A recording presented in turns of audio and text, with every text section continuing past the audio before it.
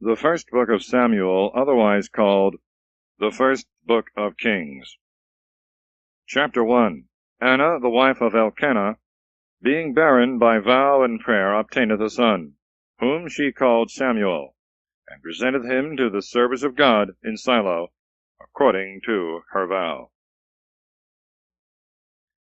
There was a man of Ramathaim of Mount Ephraim, and his name was Elkanah, the son of Jeroham, the son of Elihu, the son of Thohu, the son of Soph, an Ephraimite. And he had 2 wives. The name of one was Anna, and the name of the other Peninnah. Peninnah had children, but Anna had no children. And this man went up out of his city upon the appointed days to adore and to offer sacrifice to the Lord of hosts in Shiloh. And the 2 sons of Heli, Ophni and Phinehas, were there priests of the Lord. Now the day came, and Elkanah offered sacrifice, and gave to Peninnah his wife, and to all her sons and daughters, portions. But to Anna he gave 1 portion with sorrow, because he loved Anna, and the Lord had shut up her womb. Her rival also afflicted her, and troubled her exceedingly, insomuch that she upbraided her, that the Lord had shut up her womb. And thus she did every year, when the time returned that they went up to the temple of the Lord. And thus she provoked her. But Anna wept, and did not eat. Then Elkanah, her husband, said to her, Anna, why weepest thou? Why dost thou not eat? And why dost thou afflict thy heart? Am I not better to thee than 10 children?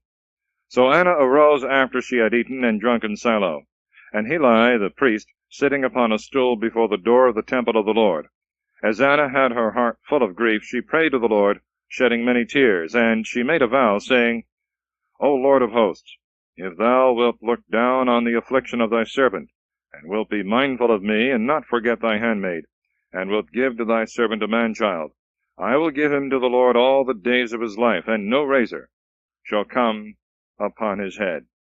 And it came to pass, as she multiplied prayers before the Lord, that Heli observed her mouth. And now Anna spoke in her heart, and only her lips moved, but her voice was not heard at all. Heli therefore thought her to be drunk, and said to her, How long wilt thou be drunk? Digest a little the wine, of which thou hast taken too much. Anna answering said, Not so, my lord, for I am an exceedingly unhappy woman, and have drunk neither wine nor any strong drink, but I have poured out my soul before the Lord. Count not thy handmaid for one of the daughters of Belial, for out of the abundance of my sorrow and grief have I spoken till now. Then Heli said to her, Go in peace, and the God of Israel grant thee thy petition, which thou hast asked of him. And she said, Would to God thy handmaid may find grace in thy eyes. So the woman went on her way, and ate, and her countenance was no more changed. And they rose in the morning, and worshipped before the Lord. And they returned, and came into their house at Ramathah. And Elkanah knew Anna his wife, and the Lord remembered her. And it came to pass, when the time was come about, Anna conceived and bore a son, and called his name Samuel, because she had asked him of the Lord. And Elkanah her husband went up, and all his house, to offer to the Lord the solemn sacrifice and his vow. But Anna went not up, for she said to her husband, I will not go till the child be weaned, and till I may carry him, that he may appear before the Lord, and may abide always there. And Elkanah her husband said to her, Do what seemeth good to thee, and stay till thou wean him, and I pray that the Lord may fulfill his word. So the woman stayed at home, and gave her son suck, till she weaned him. And after she had weaned him, she carried him with her, with 3 calves, and 3 bushels of flour, and a bottle of wine, and she brought him to the house of the Lord in Shiloh. Now the child was as yet very young, and they immolated the calf, and offered the child to Heli. And Anna said, I beseech thee, my lord, as thy soul liveth, my lord, I am that woman, stood before thee here praying for the Lord. For this child did I pray, and the Lord hath granted me my petition, which I asked of him. Therefore I also have lent him to the Lord all the days of his life. He shall be lent to the Lord. And they adored the Lord there. And Anna prayed, and said. Chapter 2. The Canticle of Anna. the wickedness of the sons of Heli, for which they are not duly corrected by their father. A prophecy against the house of Heli. My heart hath rejoiced in the Lord, and my horn is exalted in my God.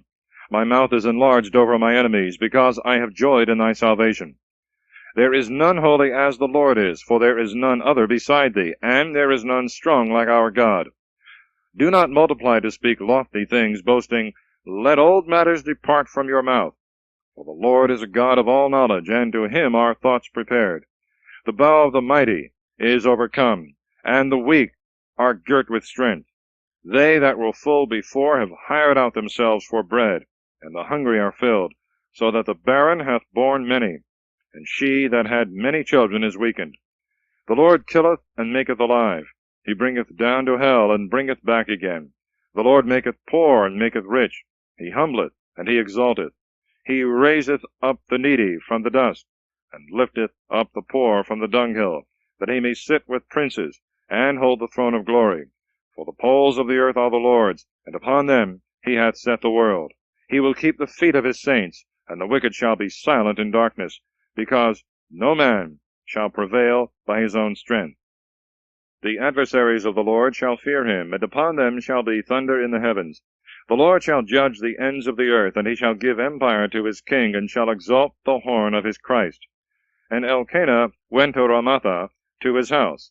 But the child ministered in the sight of the Lord before the face of Heli the priest. Now the sons of Heli were children of Belial, not knowing the Lord, nor the office of the priests to the people. But whosoever had offered a sacrifice, the servant of the priest came, while the flesh was in boiling, with a flesh hook of 3 teeth in his hand, and thrust it into the kettle, or into the cauldron, or into the pot, or into the pan, and all that the flesh hook brought up the priest took to himself. Thus did they to all Israel that came to Shiloh. Also, before they burnt the fat, the servant of the priest came, and said to the man that sacrificed, Give me flesh to boil for the priest, for I will not take of the sodden flesh, but raw. And he that sacrificed said to him, Let the fat first be burnt today according to the custom, and then take as much as thy soul desireth. But he answered and said to him, Not so, but thou shalt give it me now, or else I will take it by force. Wherefore the sin of the young men was exceeding great before the Lord, because they withdrew men from the sacrifice of the Lord.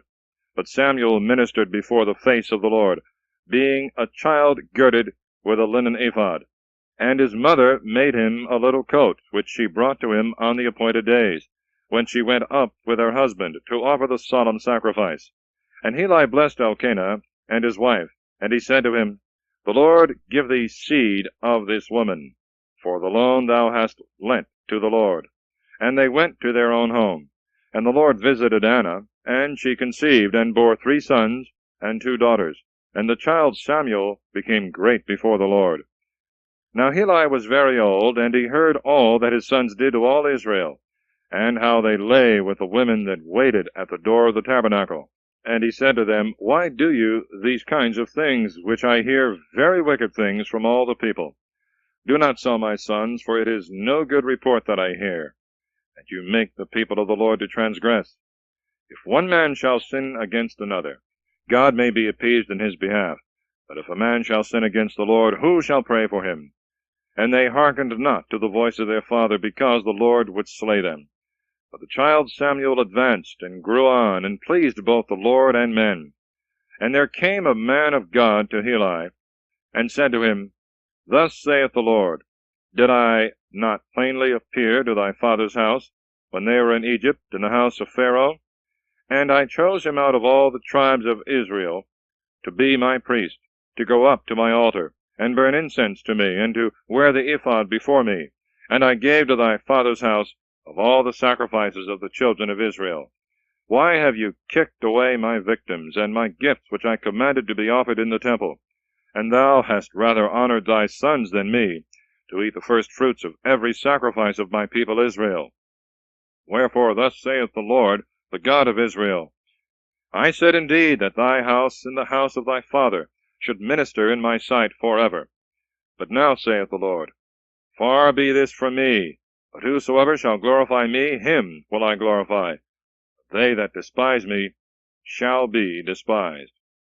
Behold, the days come, and I will cut off thy arm, in the arm of thy father's house, that there shall not be an old man in thy house. And thou shalt see thy rival in the temple, in all the prosperity of Israel, and there shall not be an old man in thy house forever. However, I will not altogether take away a man of thee from my altar, but that thy eyes may faint, and thy soul be spent, and a great part of thy house shall die when they come to man's estate. And this shall be a sign to thee, that shall come upon thy two sons, Ophni and Phinehas. In one day they shall both of them die. And I will raise me up a faithful priest, who shall do according to my heart and my soul, and I will build him a faithful house, and he shall walk all days before my anointed.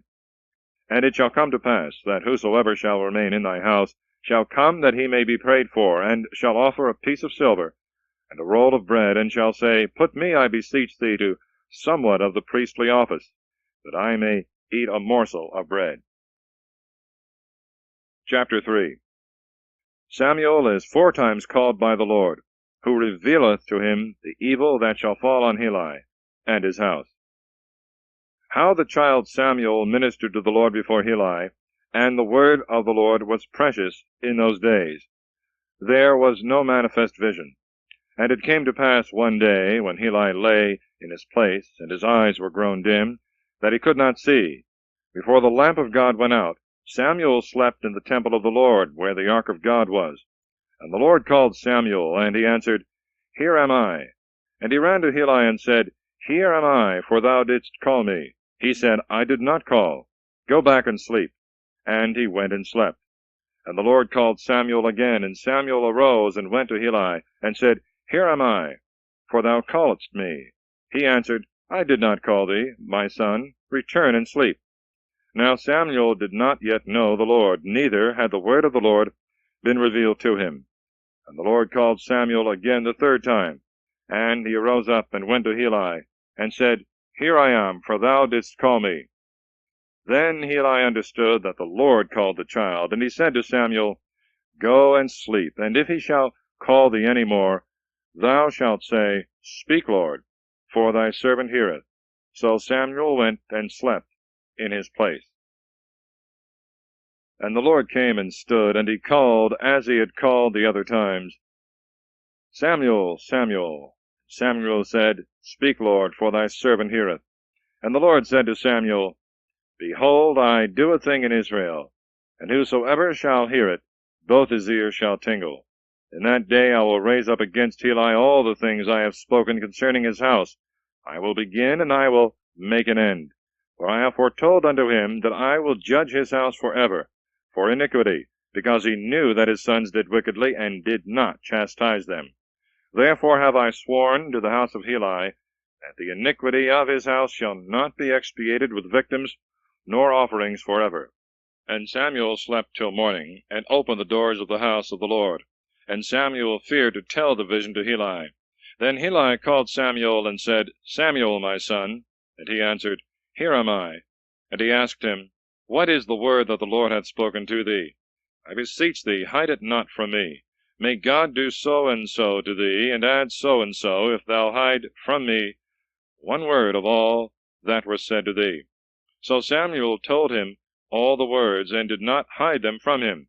And he answered, It is the Lord. Let him do what is good in his sight. And Samuel grew, and the Lord was with him, and not one of his words fell to the ground. The Lord again appeared in Shiloh, for the Lord revealed himself to Samuel in Shiloh, according to the word of the Lord. The word of Samuel came to pass to all Israel. Chapter 4. The Israelites, being overcome by the Philistines, send for the ark of God. They are beaten again. The sons of Heli are killed, and the ark taken. Upon the hearing of the news, Heli falleth backward, and dieth. And it came to pass in those days that the Philistines gathered themselves together to fight. And Israel went out to war against the Philistines, and camped by the stone of help. And the Philistines came to Ephek, and put their army in array against Israel. And when they had joined battle, Israel turned their backs to the Philistines, and there were slain in that fight, here and there in the fields, about 4,000 men. And the people returned to camp. And the ancients of Israel said, Why hath the Lord defeated us today before the Philistines? Let us fetch unto us the ark of the covenant of the Lord from Shiloh, and let it come in the midst of us, that it may save us from the hand of our enemies. So the people sent to Shiloh, and they brought from thence the ark of the covenant of the Lord of hosts, sitting upon the cherubims. And the two sons of Heli, Ophni and Phinehas, were with the ark of the covenant of God. And when the ark of the covenant of the Lord was come into the camp, all Israel shouted with a great shout, and the earth rang again. And the Philistines heard the noise of the shout, and they said, What is this noise of a great shout in the camp of the Hebrews? And they understood that the ark of the Lord was come into the camp. And the Philistines were afraid, saying, God is come into the camp. And sighing they said, Woe to us, for there was no such great joy yesterday and the day before. Woe to us! Who shall deliver us from the gods that struck Egypt, with all the plagues in the desert? Take courage and behave like men, ye Philistines, lest you come to be servants to the Hebrews, as they have served you. Take courage and fight. So the Philistines fought, and Israel was overthrown, and every man fled to his own dwelling. And there was an exceeding great slaughter, for there fell of Israel 30,000 footmen. And the ark of God was taken, and the two sons of Heli, Ophni and Phinehas, were slain.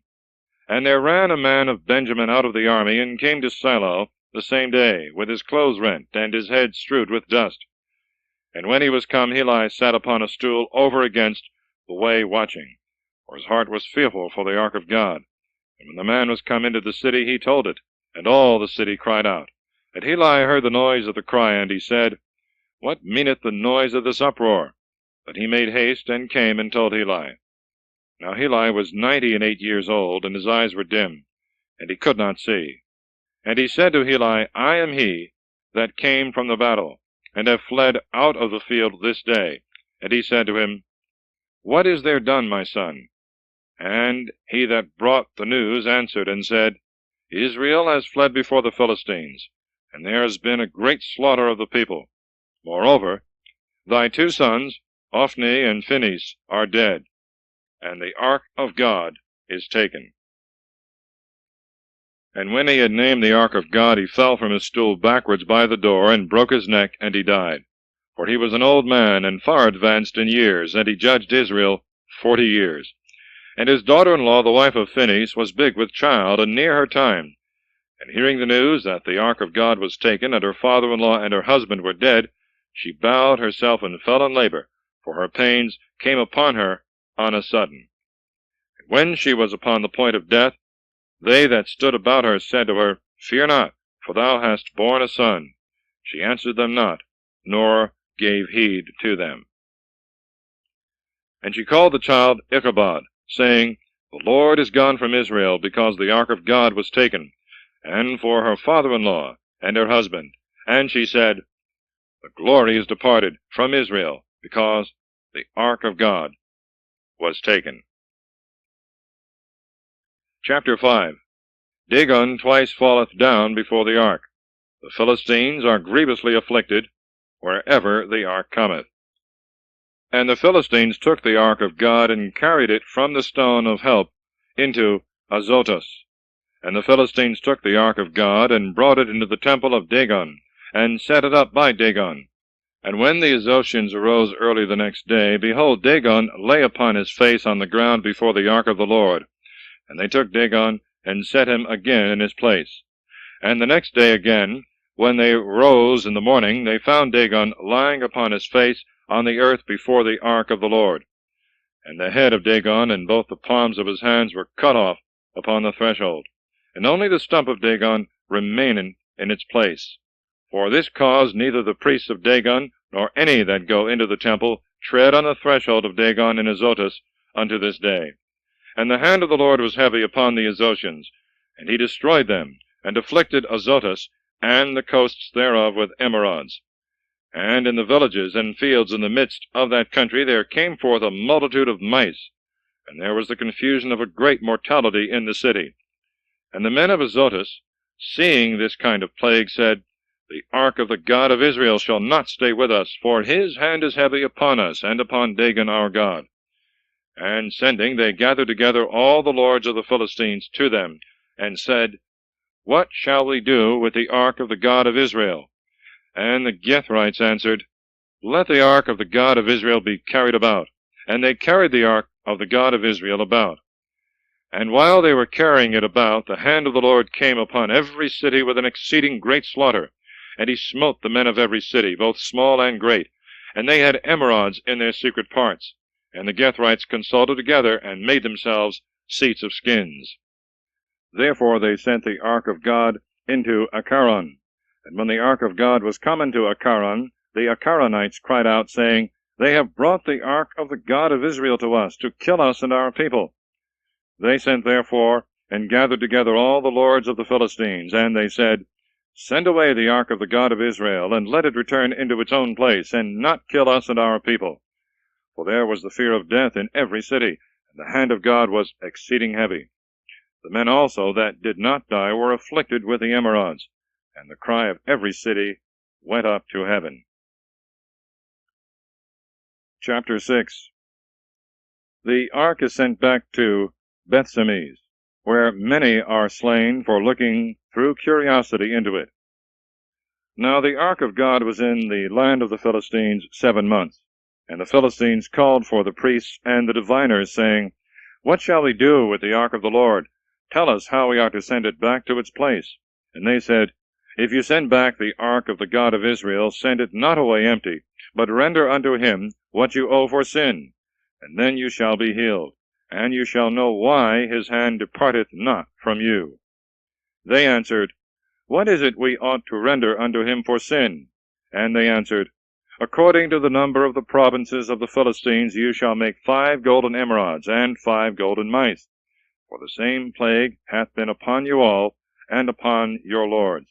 And you shall make the likeness of your emerods, and the likeness of the mice that have destroyed the land. And you shall give glory to the God of Israel, to see if he will take off his hand from you, and from your gods, and from your land. Why do you harden your hearts, as Egypt and Pharaoh hardened their hearts? Did not he, after he was struck, then let them go, and they departed? Now therefore take and make a new cart, and 2 kine that have calved, on which there hath come no yoke. Tie to the cart, and shut up their calves at home. And you shall take the ark of the Lord, and lay it on the cart, and the vessels of gold, which you have paid him for sin, you shall put into a little box at the side thereof, and send it away, that it may go. And you shall look, and if it go up by the way of his own coasts toward Bethsemes, then he hath done us this great evil. But if not, we shall know that it is not his hand hath touched us, but it hath happened by chance. They did therefore in this manner, and taking 2 kine that had suckling calves, they yoked them to the cart, and shut up their calves at home. And they laid the ark of God upon the cart, and the little box that had in it the golden mice, and the likeness of the emerods. And the kine took the straight way that leadeth to Bethsemes. And they went along the way, lowing as they went, and turning not aside neither to the right hand nor to the left. And the lords of the Philistines followed them as far as the borders of Bethsemes. Now the Bethsemites were reaping wheat in the valley, and lifting up their eyes they saw the ark, and rejoiced to see it. And the cart came into the field of Joshua, a Bethsemite, and stood there. And there was a great stone, and they cut in pieces the wood of the cart, and laid the kine upon it a holocaust to the Lord. And the Levites took down the ark of God, and the little box that was at the side of it, wherein were the vessels of gold, and they put them upon the great stone. The men also of Bethsemes offered holocausts and sacrificed victims that day to the Lord. And the 5 princes of the Philistines saw, and they returned to Acharon the same day. And these were the golden emerods which the Philistines returned for sin to the Lord. For Azotus 1, for Gaza 1, for Askelon 1, for Geth 1, for Acharon 1. And the golden mice, according to the number of the cities of the Philistines of the 5 provinces, from the fenced city to the village that was without the wall, and to the great Abel, the stone, whereupon they set down the ark of the Lord, which was till that day in the field of Josue the Bethsemite. But he slew the men of Bethsemes, because they had seen the ark of the Lord. And he slew the people 70 men, and 50,000 of the common people. And the people lamented, because the Lord had smitten the people with a great slaughter. And the men of Bethsemes said, Who shall be able to stand before the Lord, this holy God? And to whom shall he go up from us? And they sent messengers to the inhabitants of Kiriath-Jearim, saying, The Philistines have brought back the ark of the Lord. Come ye down, and fetch it up to you. Chapter 7. The ark is brought to Kiriath-Jearim. By Samuel's exhortation the people cast away their idols, and serve God alone. The Lord defeateth the Philistines, while Samuel offereth sacrifice. And the men of Kiriath-Jearim came and fetched up the ark of the Lord, and carried it into the house of Abinadab in Gabaa. And they sanctified Eleazar his son to keep the ark of the Lord. And it came to pass that from the day the ark of the Lord abode in Kiriath-Jearim, days were multiplied, for it was now the 20th year, and all the house of Israel rested, following the Lord. And Samuel spoke to all the house of Israel, saying, If you turn to the Lord with all your heart, and put away the strange gods from among you, Baalim and Ashtaroth, and prepare your hearts unto the Lord, and serve him only, and he will deliver you out of the hand of the Philistines. Then the children of Israel put away Baalim and Ashtaroth, and served the Lord only. And Samuel said, Gather all Israel to Masphath, that I may pray to the Lord for you. And they gathered together to Masphath, and they drew water, and poured it out before the Lord. And they fasted on that day. And they said there, We have sinned against the Lord. Samuel judged the children of Israel in Masphath. And the Philistines heard that the children of Israel were gathered together in Masphath. And the lords of the Philistines went up against Israel. And when the children of Israel heard this, they were afraid of the Philistines. And they said to Samuel, Cease not to cry to the Lord our God for us, that he may save us out of the hand of the Philistines. And Samuel took a sucking lamb, and offered it whole for a holocaust to the Lord. And Samuel cried to the Lord for Israel, and the Lord heard him. And it came to pass, when Samuel was offering the holocaust, the Philistines began the battle against Israel. But the Lord thundered with a great thunder on that day upon the Philistines, and terrified them, and they were overthrown before the face of Israel. And the men of Israel, going out of Masphath, pursued after the Philistines, and made slaughter of them till they came under Bethjar. And Samuel took a stone, and laid it between Masphath and Sen. And he called the place the Stone of Help. And he said, Thus far the Lord hath helped us. And the Philistines were humbled, and they did not come any more into the borders of Israel. The hand of the Lord was against the Philistines all the days of Samuel. And the cities which the Philistines had taken from Israel were restored to Israel, from Ekharon to Geth, and their borders. And he delivered Israel from the hand of the Philistines. And there was peace between Israel and the Amorites. Samuel judged Israel all the days of his life. And he went every year about to Bethel, and to Galgal, and to Masphath, and he judged Israel in the aforesaid places. And he returned to Ramathah, for there was his house, there he judged Israel. He built also there an altar to the Lord. Chapter 8. Samuel growing old, and his sons not walking in his ways, the people desire a king. And it came to pass, when Samuel was old, that he appointed his sons to be judges over Israel. Now the name of his firstborn son was Joel, and the name of the second was Abiah, judges in Beersheba. And his sons walked not in his ways, but they turned aside after lucre, and took bribes, and perverted judgment. Then all the ancients of Israel, being assembled, came to Samuel to Ramathah. And they said to him, Behold, thou art old, and thy sons walk not in thy ways. Make us a king to judge us, as all nations have. And the word was displeasing in the eyes of Samuel, that they should say, Give us a king to judge us. And Samuel prayed to the Lord. And the Lord said to Samuel, Hearken to the voice of the people in all that they say to thee, for they have not rejected thee, but me, that I should not reign over them. according to all their works they have done from the day that I brought them out of Egypt until this day. As they have forsaken me, and served strange gods, so do they also unto thee. Now therefore hearken to their voice, but yet testify to them, and foretell them the right of the king, that shall reign over them. Then Samuel told all the words of the Lord to the people that had desired a king of him, and said, This will be the right of the king, that shall reign over you. He will take your sons, and put them in his chariots, and will make them his horsemen, and his running footmen to run before his chariots. And he will appoint of them to be his tribunes and centurions, and to plow his fields, and to reap his corn, and to make him arms and chariots. Your daughters also he will take to make him ointments, and to be his cooks and bakers. And he will take your fields and your vineyards, and your best olive yards, and give them to his servants. Moreover, he will take the tenth of your corn, and of the revenues of your vineyards, to give his eunuchs and servants. Your servants also and handmaids, and your goodliest young men and your asses he will take away, and put them to his work. Your flocks also he will tithe, and you shall be his servants. And you shall cry out in that day from the face of the king, whom you have chosen to yourselves, and the Lord will not hear you in that day, because you desired unto yourselves a king. But the people would not hear the voice of Samuel. And they said, Nay, but there shall be a king over us, and we also will be like all nations.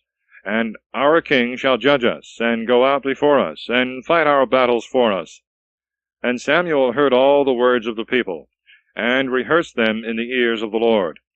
And the Lord said to Samuel, Hearken to their voice, and make them a king.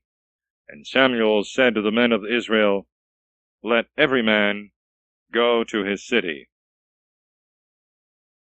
Chapter 9. Saul, seeking his father's asses, cometh to Samuel, by whom he is entertained. Now there was a man of Benjamin, whose name was Cis, the son of Abiel, the son of Seror, the son of Bechorath, the son of Aphiah, the son of a man of Jemini, valiant and strong. And he had a son whose name was Saul, a choice and goodly man. And there was not among the children of Israel a goodlier person than he. From his shoulders and upward he appeared above all the people. And the asses of Cis, Saul's father, were lost. And Cis said to his son Saul, Take one of the servants with thee, and arise, go and seek the asses.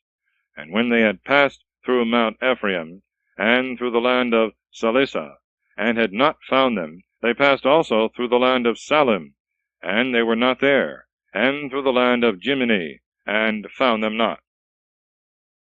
And when they were come to the land of Suph, Saul said to the servant that was with him, Come, let us return, lest perhaps my father forgot the asses, and be concerned for us. And he said to him, Behold, there is a man of God in this city, a famous man.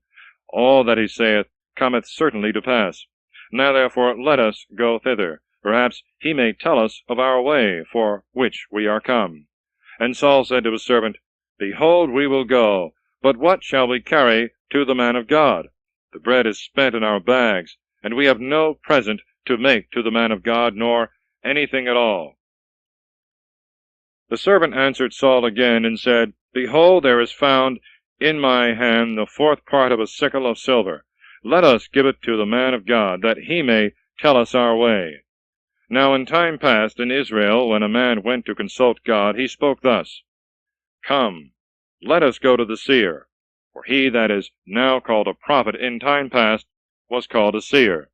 And Saul said to his servant, Thy word is very good. Come, let us go. And they went into the city where the man of God was. And when they went up the ascent to the city, they found maids coming out to draw water. And they said to them, Is the seer here? They answered and said to them, He is. Behold, he is before you. Make haste now, for he came today into the city. For there is a sacrifice of the people today in the high place. As soon as you come into the city, you shall immediately find him, before he go up to the high place to eat. For the people will not eat till he come, because he blesseth the victim. And afterwards they eat that are invited. Now therefore go up, for today you shall find him. And they went up into the city. And when they were walking in the midst of the city, behold, Samuel was coming out over against them, to go up to the high place. Now the Lord had revealed to the ear of Samuel the day before Saul came, saying, Tomorrow about this same hour I will send thee a man of the land of Benjamin, and thou shalt anoint him to be ruler over my people Israel, and he shall save my people out of the hand of the Philistines. For I have looked down upon my people, because their cry is come to me. And when Samuel saw Saul, the Lord said to him, Behold, the man of whom I spoke to thee, this man shall reign over my people. And Saul came to Samuel in the midst of the gate, and said, Tell me, I pray thee, where is the house of the seer? And Samuel answered Saul, saying, I am the seer. Go up before me to the high place, that you may eat with me today. And I will let thee go in the morning, and tell thee all that is in thy heart. And as for the asses which were lost 3 days ago, be not solicitous, because they are found. And for whom shall be all the best things of Israel? Shall they not be for thee, and for all thy father's house? And Saul answering said, Am not I a son of Jemini, of the least tribe of Israel, and my kindred the last among all the families of the tribe of Benjamin? Why then hast thou spoken this word to me? Then Samuel, taking Saul and his servant, brought them into the parlor, and gave them a place at the head of them that were invited, for there were about 30 men. And Samuel said to the cook, Bring the portion which I gave thee, and commanded thee to set it apart by thee.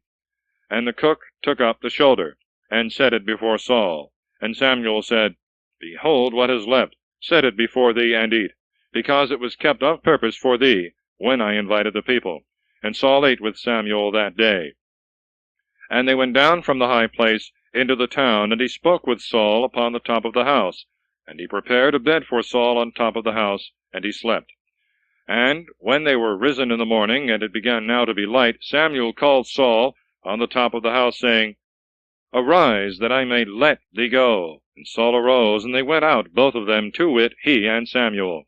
And as they were going down in the end of the city, Samuel said to Saul, Speak to the servant to go before us, and pass on, but stand thou still a while, that I may tell thee the word of the Lord.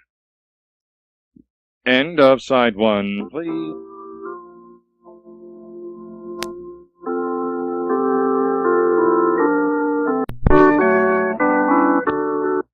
Chapter 10. Saul is anointed. He prophesieth, and is changed into another man. Samuel calleth the people together to make a king. The lot falleth on Saul. And Samuel took a little vial of oil, and put it upon his head, and kissed him, and said, Behold, the Lord hath anointed thee to be prince over his inheritance. And thou shalt deliver his people out of the hands of their enemies, that are round about them. And this shall be a sign unto thee, that God hath anointed thee to be prince. When thou shalt depart from me this day, thou shalt find 2 men by the sepulchre of Rachel, in the borders of Benjamin to the south. And they shall say to thee, The asses are found, which thou wentest to seek. And thy father, thinking no more of the asses, is concerned for you, and saith, What shall I do for my son? And when thou shalt depart from thence, and go farther on, and shalt come to the oak of Tabor, there shall meet thee 3 men going up to God to Bethel, one carrying 3 kids, and another 3 loaves of bread, and another carrying a bottle of wine. And they will salute thee, and will give thee 2 loaves, and thou shalt take them at their hand. After that thou shalt come to the hill of God, where the garrison of the Philistines is. When thou shalt be come there into the city, thou shalt meet a company of prophets coming down from the high place, with a psaltery, and a timbrel, and a pipe, and a harp before them, and they shall be prophesying. And the Spirit of the Lord shall come upon thee, and thou shalt prophesy with them, and shall be changed into another man. When therefore these signs shall happen to thee, do whatsoever thy hand shall find, for the Lord is with thee. And thou shalt go down before me to Gilgal, for I will come down to thee. Thou mayest offer an oblation, and sacrifice victims of peace. 7 days shalt thou wait, till I come to thee, and I will show thee what thou art to do. So when he had turned his back to go from Samuel, God gave unto him another heart.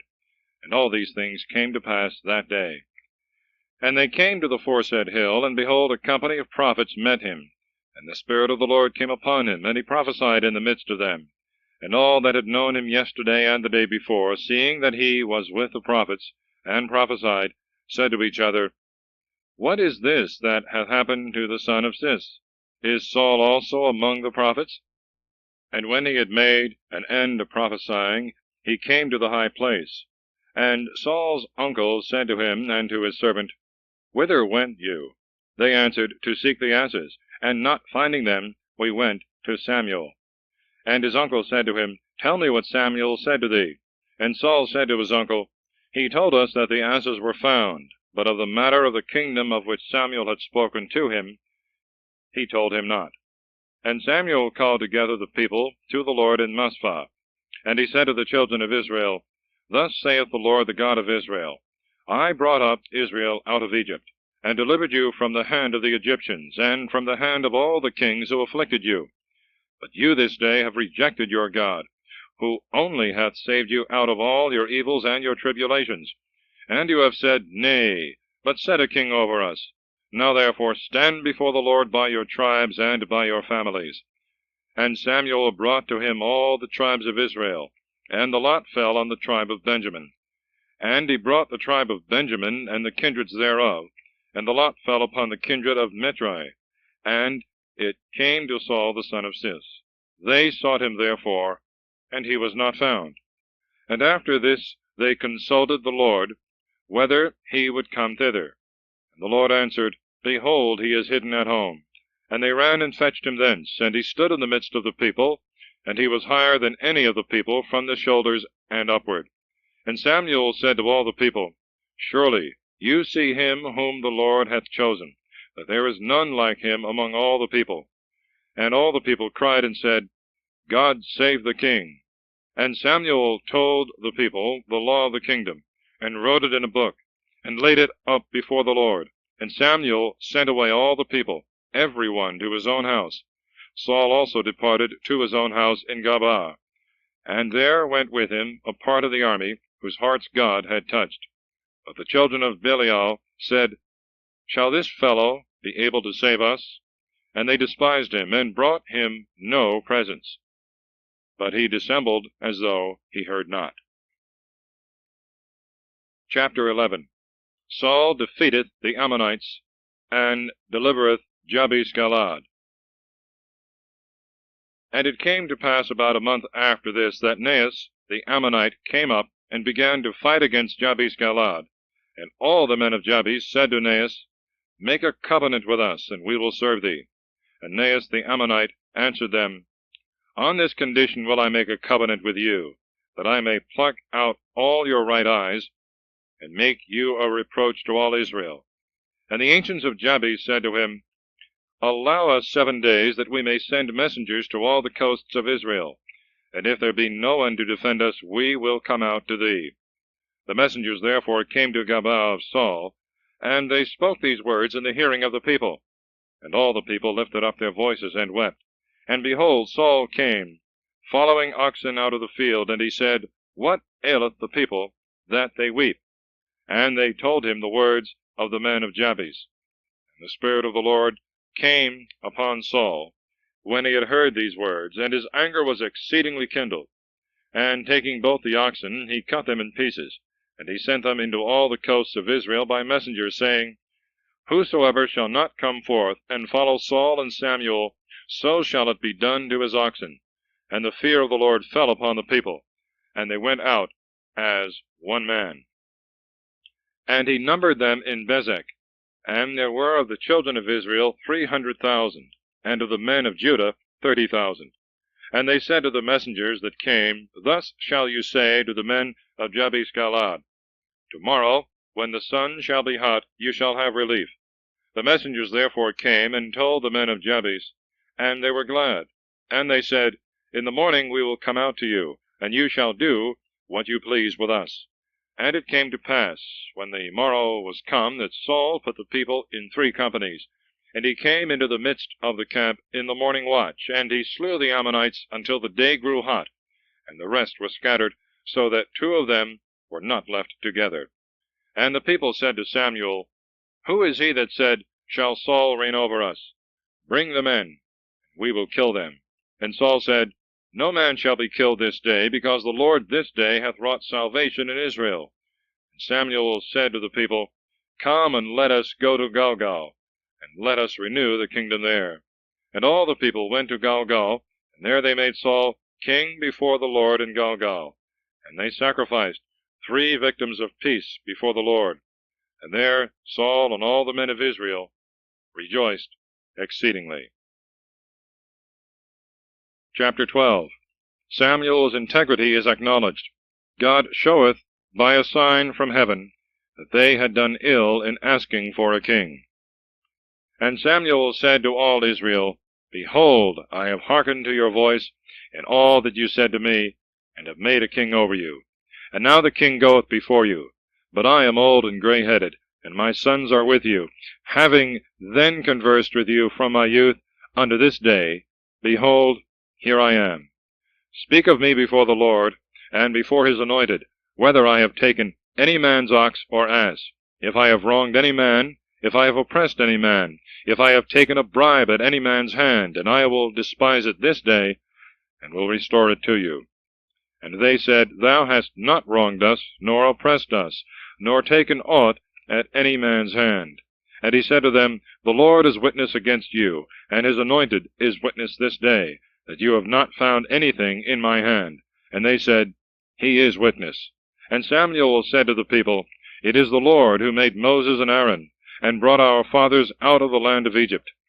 Now therefore stand up, that I may plead in judgment against you before the Lord, concerning all the kindness of the Lord, which he hath shown to you and to your fathers, how Jacob went into Egypt, and your fathers cried to the Lord, and the Lord sent Moses and Aaron, and brought your fathers out of Egypt, and made them dwell in this place. And they forgot the Lord their God, and he delivered them into the hands of Sisera, captain of the army of Hazor, and into the hands of the Philistines, and into the hand of the king of Moab, and they fought against them. But afterwards they cried to the Lord, and said, We have sinned, because we have forsaken the Lord, and have served Baalim and Ashtaroth. But now deliver us from the hand of our enemies, and we will serve thee. And the Lord sent Jerubbaal, and Badon, and Jephthah, and Samuel, and delivered you from the hand of your enemies round about, and you dwelt securely. But seeing that Naas, king of the children of Ammon, was come against you, you said to me, Nay, but a king shall reign over us, whereas the Lord your God was your king. Now therefore your king is here, whom you have chosen and desired. Behold, the Lord hath given you a king. If you will fear the Lord, and serve him, and hearken to his voice, and not provoke the mouth of the Lord, then shall both you and the king who reigneth over you be followers of the Lord your God. But if you will not hearken to the voice of the Lord, but will rebel against his words, the hand of the Lord shall be upon you, and upon your fathers. Now then stand, and see this great thing which the Lord will do in your sight. Is it not wheat harvest today? I will call upon the Lord, and he shall send thunder and rain, and you shall know and see that you yourselves have done a great evil in the sight of the Lord, in desiring a king over you. And Samuel cried unto the Lord, and the Lord sent thunder and rain that day. And all the people greatly feared the Lord and Samuel. And all the people said to Samuel, Pray for thy servants to the Lord thy God, that we may not die, for we have added to all our sins this evil, to ask for a king. And Samuel said to the people, Fear not, you have done all this evil, but yet depart not from following the Lord, but serve the Lord with all your heart, and turn not aside after vain things, which shall never profit you, nor deliver you, because they are vain. And the Lord will not forsake his people for his great name's sake, because the Lord hath sworn to make you his people. And far from me be this sin against the Lord, that I should cease to pray for you, and I will teach you the good and right way. Therefore fear the Lord, and serve him in truth, and with your whole heart, for you have seen the great works which he hath done among you. But if you will still do wickedly, both you and your king shall perish together. Chapter 13. The war between Saul and the Philistines. The distress of the Israelites. Saul offereth sacrifice before the coming of Samuel, for which he is reproved. Saul was a child of 1 year when he began to reign, and he reigned 2 years over Israel. And Saul chose him 3,000 men of Israel, and 2,000 were with Saul in Machmas, and in Mount Bethel, and 1,000 with Jonathan in Gabaa of Benjamin. And the rest of the people he sent back every man to their dwellings. And Jonathan smote the garrison of the Philistines which was in Gabaa. And when the Philistines had heard of it, Saul sounded the trumpet over all the land, saying, Let the Hebrews hear. And all Israel heard this report. Saul hath smitten the garrison of the Philistines. And Israel took courage against the Philistines. And the people were called together after Saul to Gilgal. The Philistines also were assembled to fight against Israel, 30,000 chariots, and 6,000 horsemen, and a multitude of people besides, like the sand on the seashore for number. And going up they camped in Machmas at the east of Bethaven. And when the men of Israel saw that they were straitened, for the people were distressed, they hid themselves in caves, and in thickets, and in rocks, and in dens, and in pits. And some of the Hebrews passed over the Jordan into the land of Gad and Galaad. And when Saul was yet in Gilgal, all the people that followed him were greatly afraid.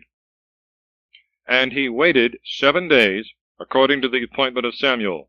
And Samuel came not to Gilgal, and the people slipped away from him. Then Saul said, Bring me the holocaust and the peace offerings. And he offered the holocaust.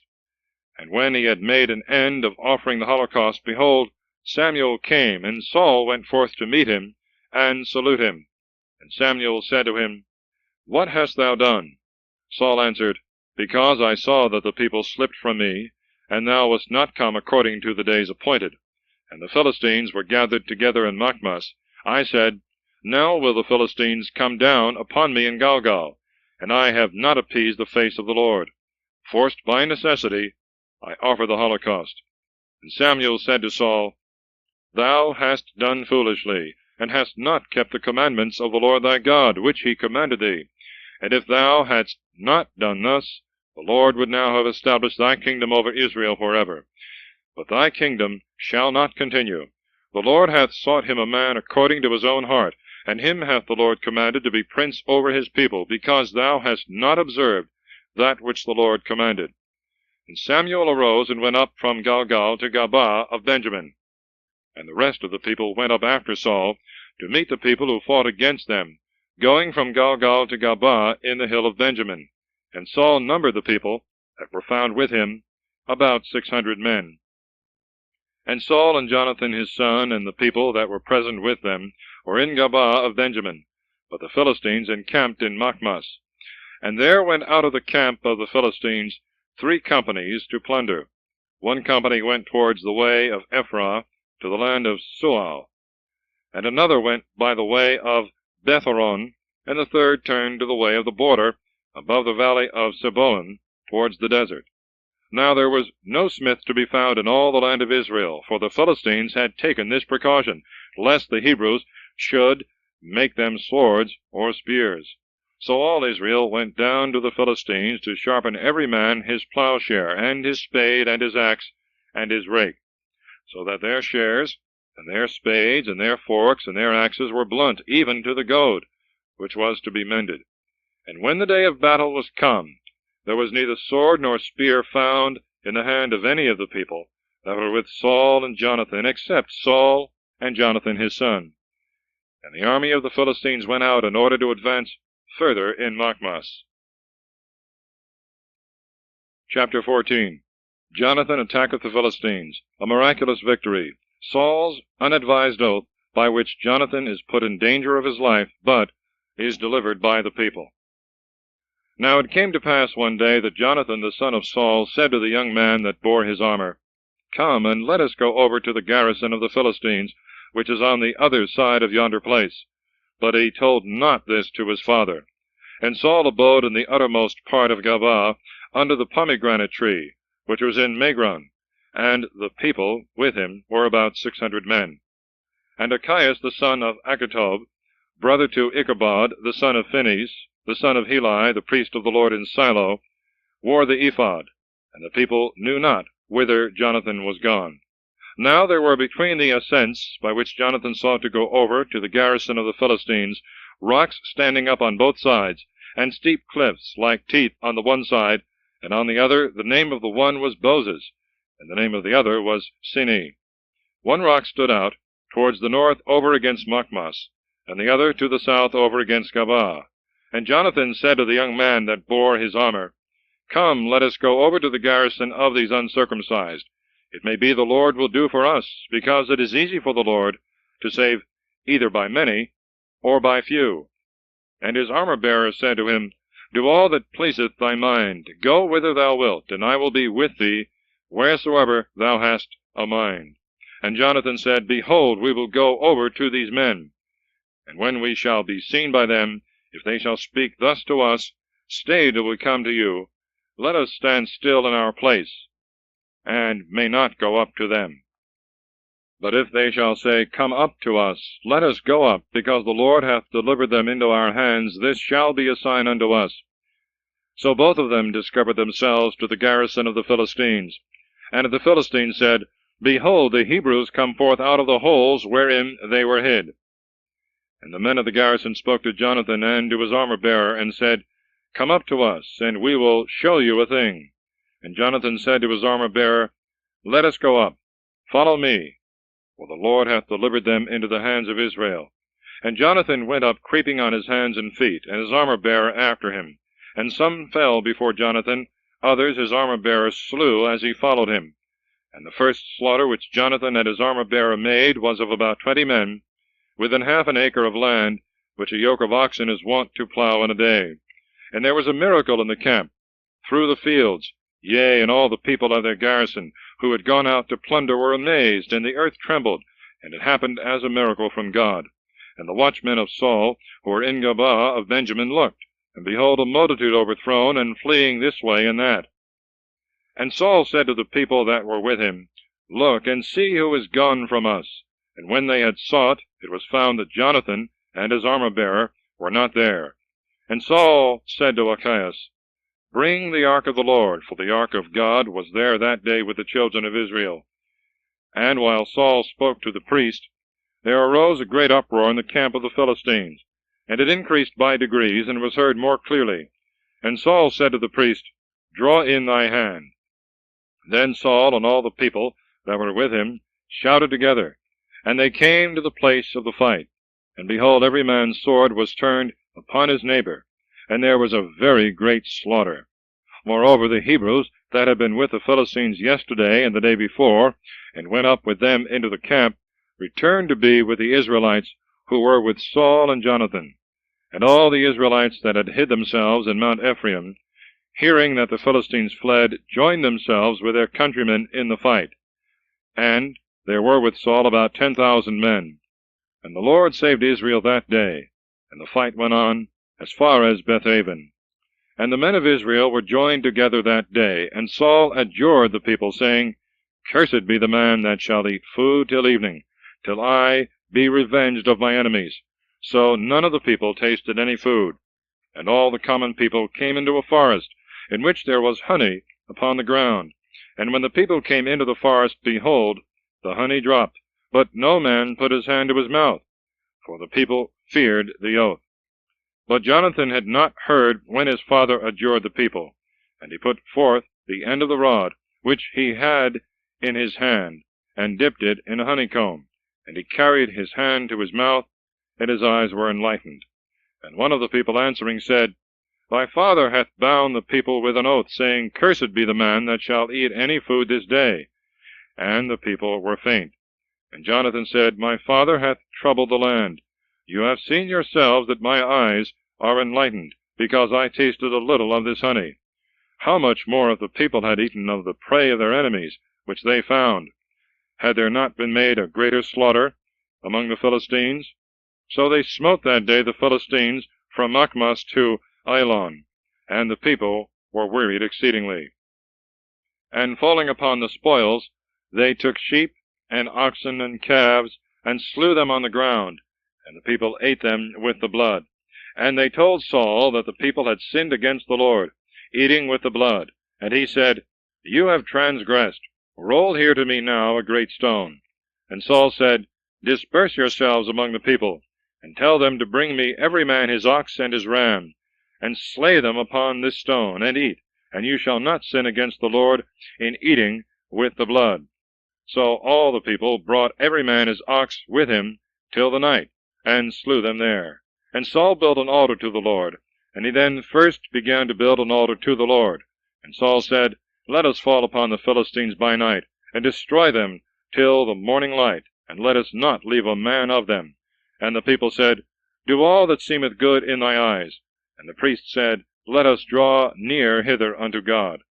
And Saul consulted the Lord, Shall I pursue after the Philistines? Wilt thou deliver them into the hands of Israel? And he answered him not that day.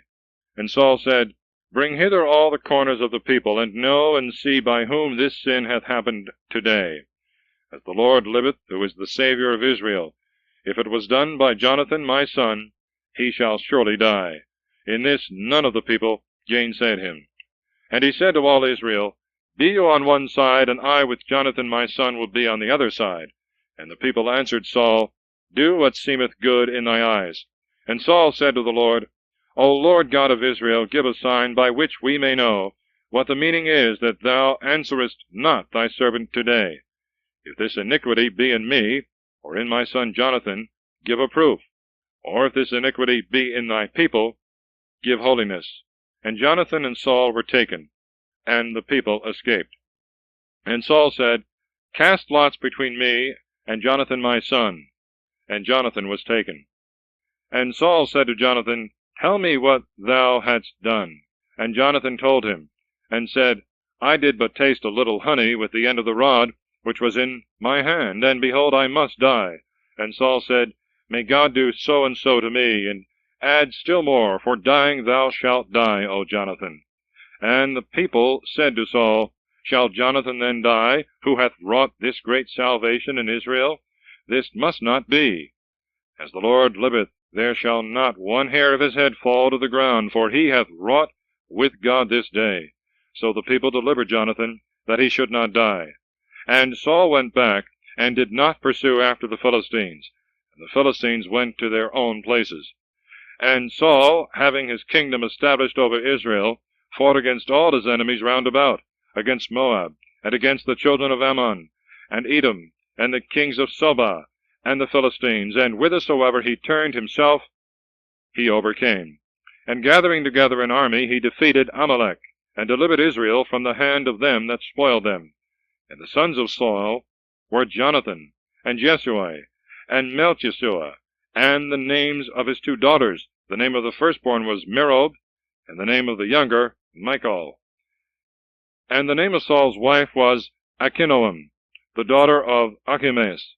And the name of the captain of his army was Abner, the son of Ner, the cousin german of Saul. For Cis was the father of Saul, and Ner the father of Abner was son of Abiel. And there was a great war against the Philistines all the days of Saul. For whomsoever Saul saw to be a valiant man and fit for war, he took him to himself. Chapter 15. Saul is sent to destroy Amalek. He spareth their king, and the best of their cattle, for which disobedience he is cast off by the Lord. And Samuel said to Saul, The Lord sent me to anoint thee king over his people Israel. Now therefore hearken thou unto the voice of the Lord. Thus saith the Lord of hosts, I have reckoned up all that Amalek hath done to Israel, how he opposed them in the way when they came up out of Egypt. Now therefore go and smite Amalek, and utterly destroy all that he hath. Spare him not, nor covet anything that is his, but slay both man and woman, child and suckling, ox and sheep, camel and ass. So Saul commanded the people, and numbered them as lambs, 200,000 footmen, and 10,000 of the men of Judah. And when Saul was come to the city of Amalek, he laid ambushes in the torrent. And Saul said to the Kenite, Go, depart, and get ye down from Amalek, lest I destroy thee with him. For thou hast shown kindness to all the children of Israel, when they came up out of Egypt. And the Kenite departed from the midst of Amalek. And Saul smote Amalek from Havilah, until thou comest to Shur, which is over against Egypt. And he took Agag, the king of Amalek, alive, but all the common people he slew with the edge of the sword. And Saul and the people spared Agag, and the best of the flocks of sheep, and of the herds, and the garments, and the rams, and all that was beautiful, and would not destroy them. But everything that was vile and good for nothing, that they destroyed. And the word of the Lord came to Samuel, saying, It repenteth me that I have made Saul king, for he hath forsaken me, and hath not executed my commandments. And Samuel was grieved, and he cried unto the Lord all night. And when Samuel arose early to go to Saul in the morning, it was told Samuel that Saul was come to Carmel, and had erected for himself a triumphant arch, and returning had passed on and gone down to Gilgal. And Samuel came to Saul, and Saul was offering a holocaust to the Lord out of the choicest of the spoils which he had brought from Amalek. And when Samuel was come to Saul, Saul said to him, Blessed be thou of the Lord, I have fulfilled the word of the Lord. And Samuel said, What meaneth then this bleating of the flocks, which soundeth in my ears, and the lowing of the herds, which I hear? And Saul said, They have brought them from Amalek, for the people spared the best of the sheep and of the herds, that they might be sacrificed to the Lord thy God, but the rest we have slain. And Samuel said to Saul, Suffer me, and I will tell thee what the Lord hath said to me this night. And he said to him, Speak. And Samuel said, When thou wast a little one in thy own eyes, wast thou not made the head of the tribes of Israel? And the Lord anointed thee to be king over Israel. And the Lord sent thee on the way, and said, Go and kill the sinners of Amalek, and thou shalt fight against them until thou hast utterly destroyed them. Why then didst thou not hearken to the voice of the Lord, but hast turned to the prey, and hast done evil in the eyes of the Lord? And Saul said to Samuel, Yea, I have hearkened to the voice of the Lord, and have walked in the way by which the Lord sent me, and have brought Agag the king of Amalek, and Amalek I have slain. But the people took of the spoils, sheep and oxen, as the firstfruits of those things that were slain, to offer sacrifice to the Lord their God in Gilgal. And Samuel said, Doth the Lord desire holocausts and victims, and not rather that the voice of the Lord should be obeyed? For obedience is better than sacrifices, and to hearken rather than to offer the fat of rams. Because it is like the sin of witchcraft to rebel, and like the crime of idolatry to refuse to obey. Forasmuch therefore as thou hast rejected the word of the Lord hath also rejected thee from being king. And Saul said to Samuel, I have sinned because I have transgressed the commandment of the Lord, in thy words, fearing the people, and obeying their voice. But now bear, I beseech thee, my sin, and returneth with me, that I may adore the Lord. And Samuel said to Saul, I will not return with thee, because thou hast rejected the word of the Lord, and the Lord hath rejected thee from being king over Israel. And Samuel turned about to go away, but he laid hold upon the skirt of his mantle, and it rent. And Samuel said to him, The Lord hath rent the kingdom of Israel from thee this day, and hath given it to thy neighbor, who is better than thee. But the triumpher in Israel will not spare, and will not be moved to repentance, for he is not a man that he should repent. Then he said, I have sinned. Yet honor me now before the ancients of my people and before Israel, and return with me, that I may adore the Lord thy God.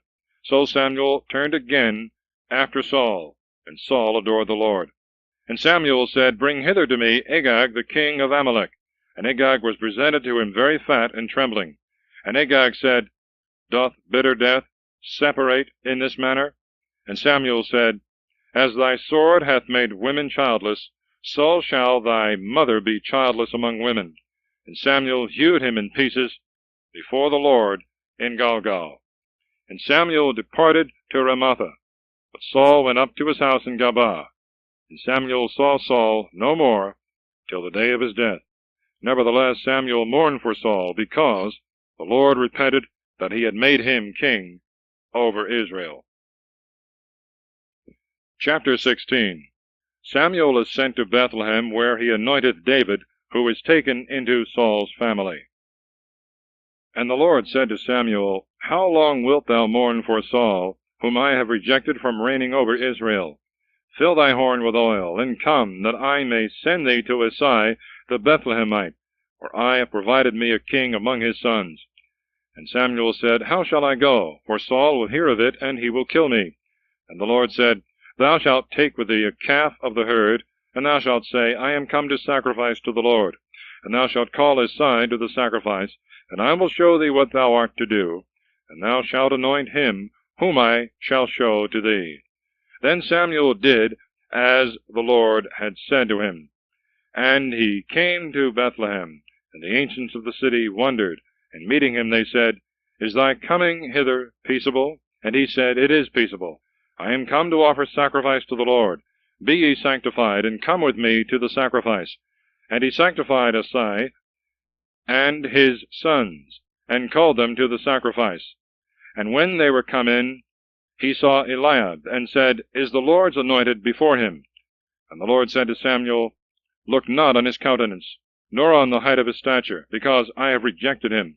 Nor do I judge according to the look of man, for man seeth those things that appear, but the Lord beholdeth the heart. And Isai called Abinadab, and brought him before Samuel, and he said, Neither hath the Lord chosen this. And Isai brought Shammah, and he said to him, Neither hath the Lord chosen this. Isai therefore brought his 7 sons before Samuel, and Samuel said to Isai, The Lord hath not chosen any one of these. And Samuel said to Isai, Are here all thy sons? He answered, There remaineth yet a young one, who keepeth the sheep. And Samuel said to Isai, Send and fetch him, for we will not sit down till he come hither. He sent therefore and brought him. Now he was ruddy and beautiful to behold, and of a comely face. And the Lord said, Arise and anoint him, for this is he.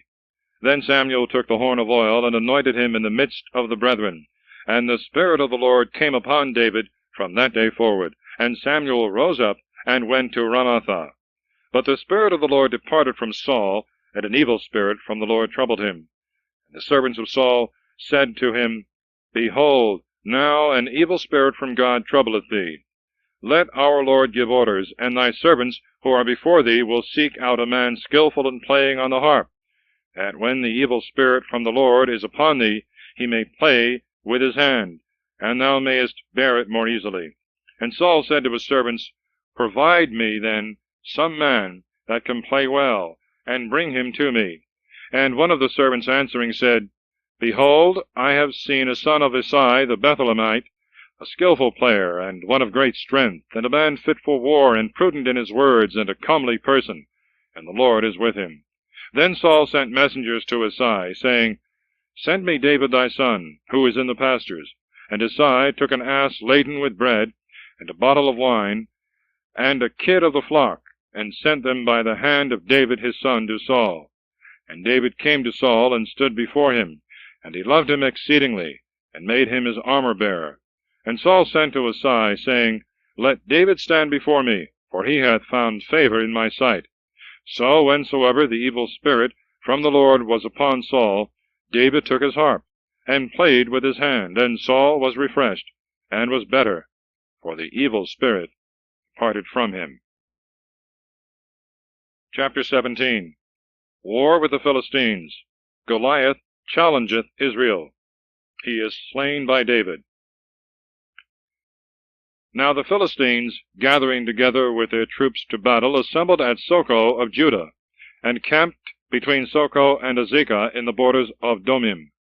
And Saul and the children of Israel, being gathered together, came to the valley of Terebinth, and they set the army in array to fight against the Philistines. And the Philistines stood on a mountain on the one side, and Israel stood on a mountain on the other side, and there was a valley between them.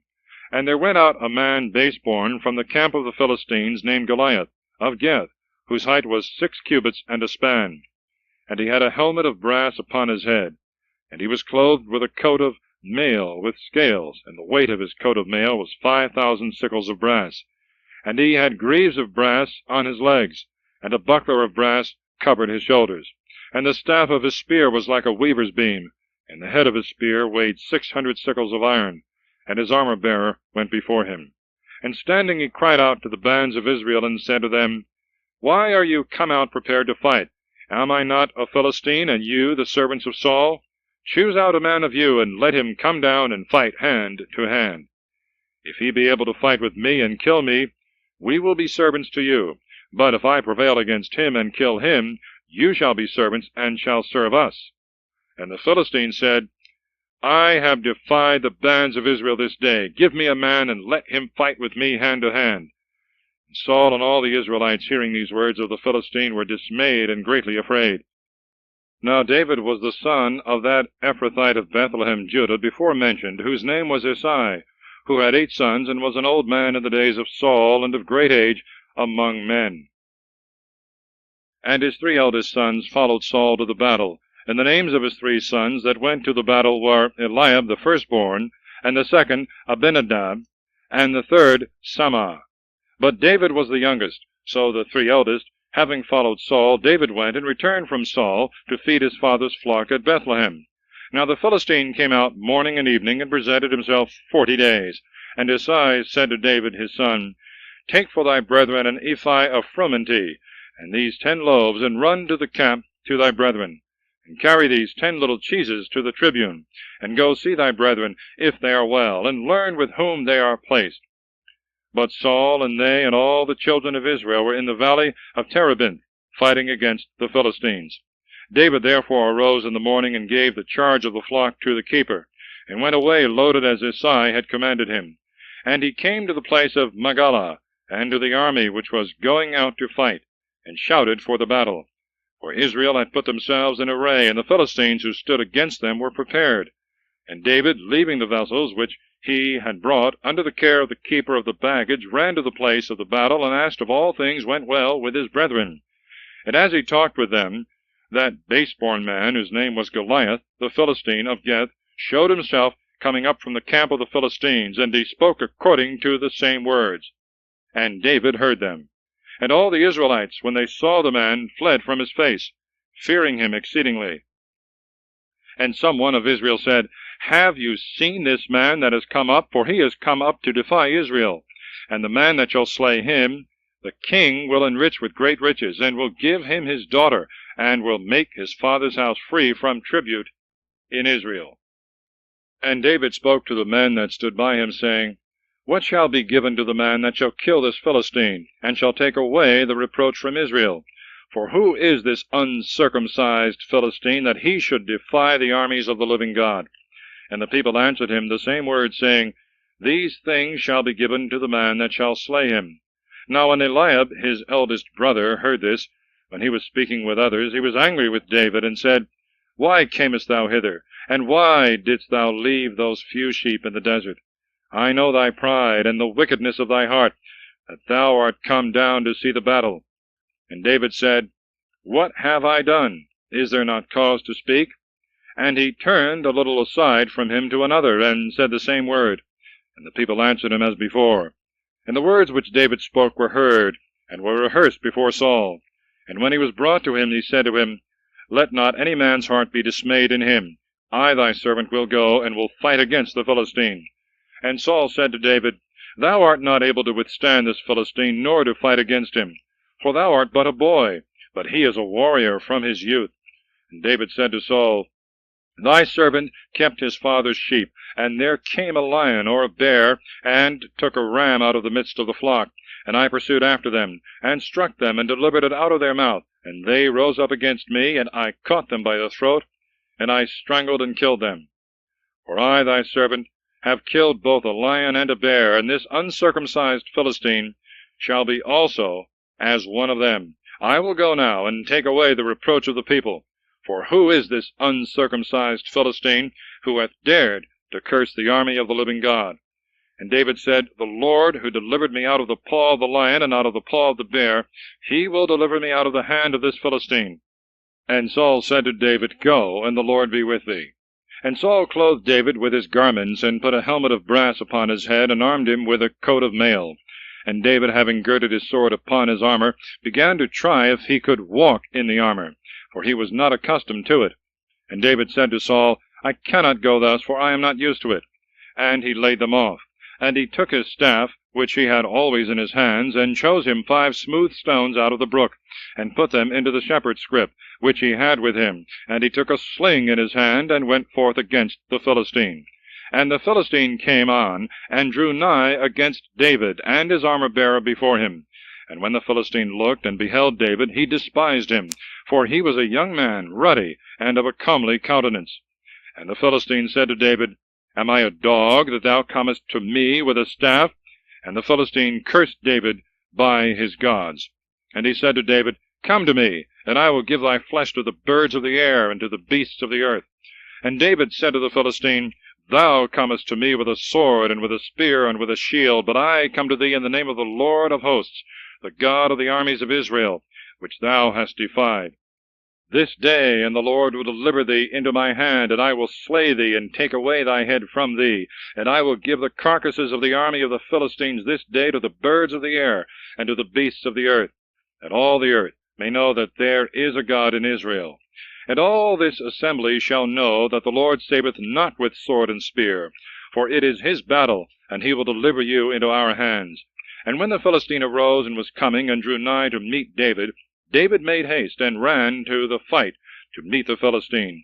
And he put his hand into his scrip, and took a stone, and cast it with the sling, and fetching it about, struck the Philistine in the forehead. And the stone was fixed in his forehead, and he fell on his face upon the earth. And David prevailed over the Philistine with a sling and a stone, and he struck and slew the Philistine.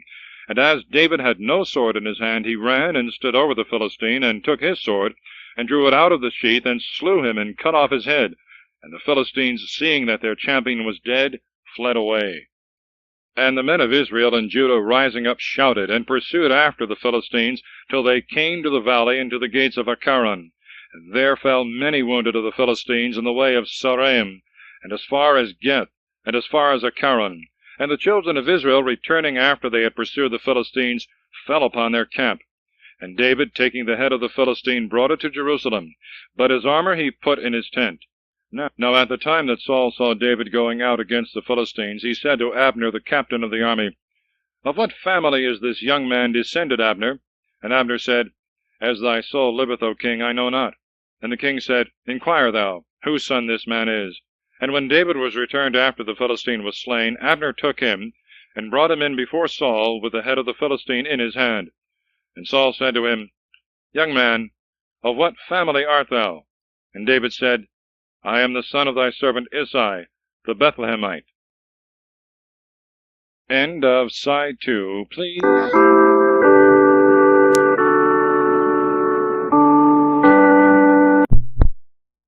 The First Book of Kings, Chapter 18. The Friendship of Jonathan and David. The envy of Saul, and his design upon David's life. He marrieth him to his daughter Michal. And it came to pass, when he had made an end of speaking to Saul, the soul of Jonathan was knit with the soul of David, and Jonathan loved him as his own. And Saul took him that day, and would not let him return to his father's house. And David and Jonathan made a covenant, for he loved him as his own soul. And Jonathan stripped himself of the coat with which he was clothed, and gave it to David, and the rest of his garments, even to his sword, and to his bow, and to his girdle. And David went out to whatsoever business Saul sent him, and he behaved himself prudently. And Saul set him over the soldiers, and he was acceptable in the eyes of all the people, and especially in the eyes of Saul's servants. Now when David returned after he slew the Philistine, the women came out of all the cities of Israel, singing and dancing, to meet King Saul with timbrels of joy and cornets. And the women sung as they played, and they said, Saul slew his thousands, and David his 10,000s. And Saul was exceeding angry, and this word was displeasing in his eyes. And he said, They have given David 10,000s, and to me have given but 1,000. What can he have more but the kingdom? And Saul did not look on David with a good eye from that day and forward. And the day after, the evil spirit from God came upon Saul, and he prophesied in the midst of his house. And David played with his hand as at other times, and Saul held a spear in his hand, and threw it, thinking to nail David to the wall. And David stepped aside out of his presence twice. And Saul feared David because the Lord was with him, and was departed from himself. Therefore Saul removed him from him, and made him a captain over 1,000 men, and he went out and came in before the people. And David behaved wisely in all his ways, and the Lord was with him. And Saul saw that he was exceeding prudent, and began to beware of him. But all Israel and Judah loved David, for he came in and went out before them. And Saul said to David, Behold my elder daughter Merob, her will I give thee to wife. Only be a valiant man, and fight the battles of the Lord. Now Saul said within himself, Let not my hand be upon him, but let the hands of the Philistines be upon him. And David said to Saul, Who am I, or what is my life, or my father's family in Israel, that I should be son-in-law of the king? And it came to pass at the time when Merob, the daughter of Saul, should have been given to David, that she was given to Hadriel, the Molathite, to wife. But Michal, the other daughter of Saul, loved David, and it was told Saul, and it pleased him. And Saul said, I will give her to him, that she may be a stumbling block to him, and that the hand of the Philistines may be upon him. And Saul said to David, In 2 things thou shalt be my son-in-law this day. And Saul commanded his servants to speak to David privately, saying, Behold, thou pleasest the king, and all his servants love thee. Now therefore be the king's son-in-law. And the servants of Saul spoke all these words in the ears of David. And David said, Doth it seem to you a small matter to be the king's son-in-law? But I am a poor man, and of small ability. And the servants of Saul told him, saying, Such words as these hath David spoken. And Saul said, Speak thus to David, The king desireth not any dowry, but only 100 foreskins of the Philistines, to be avenged of the king's enemies. Now Saul thought to deliver David into the hands of the Philistines. When his servants had told David the words that Saul had said, the word was pleasing in the eyes of David to be the king's son-in-law. And after a few days David rose up, and went with the men that were under him. And he slew of the Philistines 200 men, and brought their foreskins, and numbered them out to the king, that he might be his son-in-law. Saul therefore gave him Michal, his daughter, to wife. And Saul saw and understood that the Lord was with David, and Michal the daughter of Saul loved him. And Saul began to fear David more, and Saul became David's enemy continually. And the princes of the Philistines went forth, and from the beginning of their going forth David behaved himself more wisely than all the servants of Saul, and his name became very famous. Chapter 19. Other attempts of Saul upon David's life. He cometh to Samuel. Saul's messengers and Saul himself prophesy. And Saul spoke to Jonathan his son, and to all his servants, that they should kill David. But Jonathan the son of Saul loved David exceedingly. And Jonathan told David, saying, Saul my father seeketh to kill thee. Wherefore look to thyself, I beseech thee, in the morning, and thou shalt abide in a secret place, and shalt be hid. And I will go out and stand beside my father in the field where thou art, and I will speak of thee to my father, and whatsoever I shall see I will tell thee. And Jonathan spoke good things of David to Saul his father, and said to him, Sin not, O king, against thy servant David, because he hath not sinned against thee, and his works are very good towards thee. And he put his life in his hand, and slew the Philistine, and the Lord wrought great salvation for all Israel. Thou sawest it, and didst rejoice. Why therefore wilt thou sin against innocent blood by killing David, who is without fault?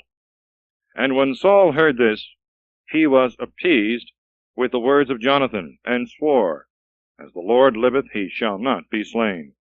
Then Jonathan called David, and told him all these words.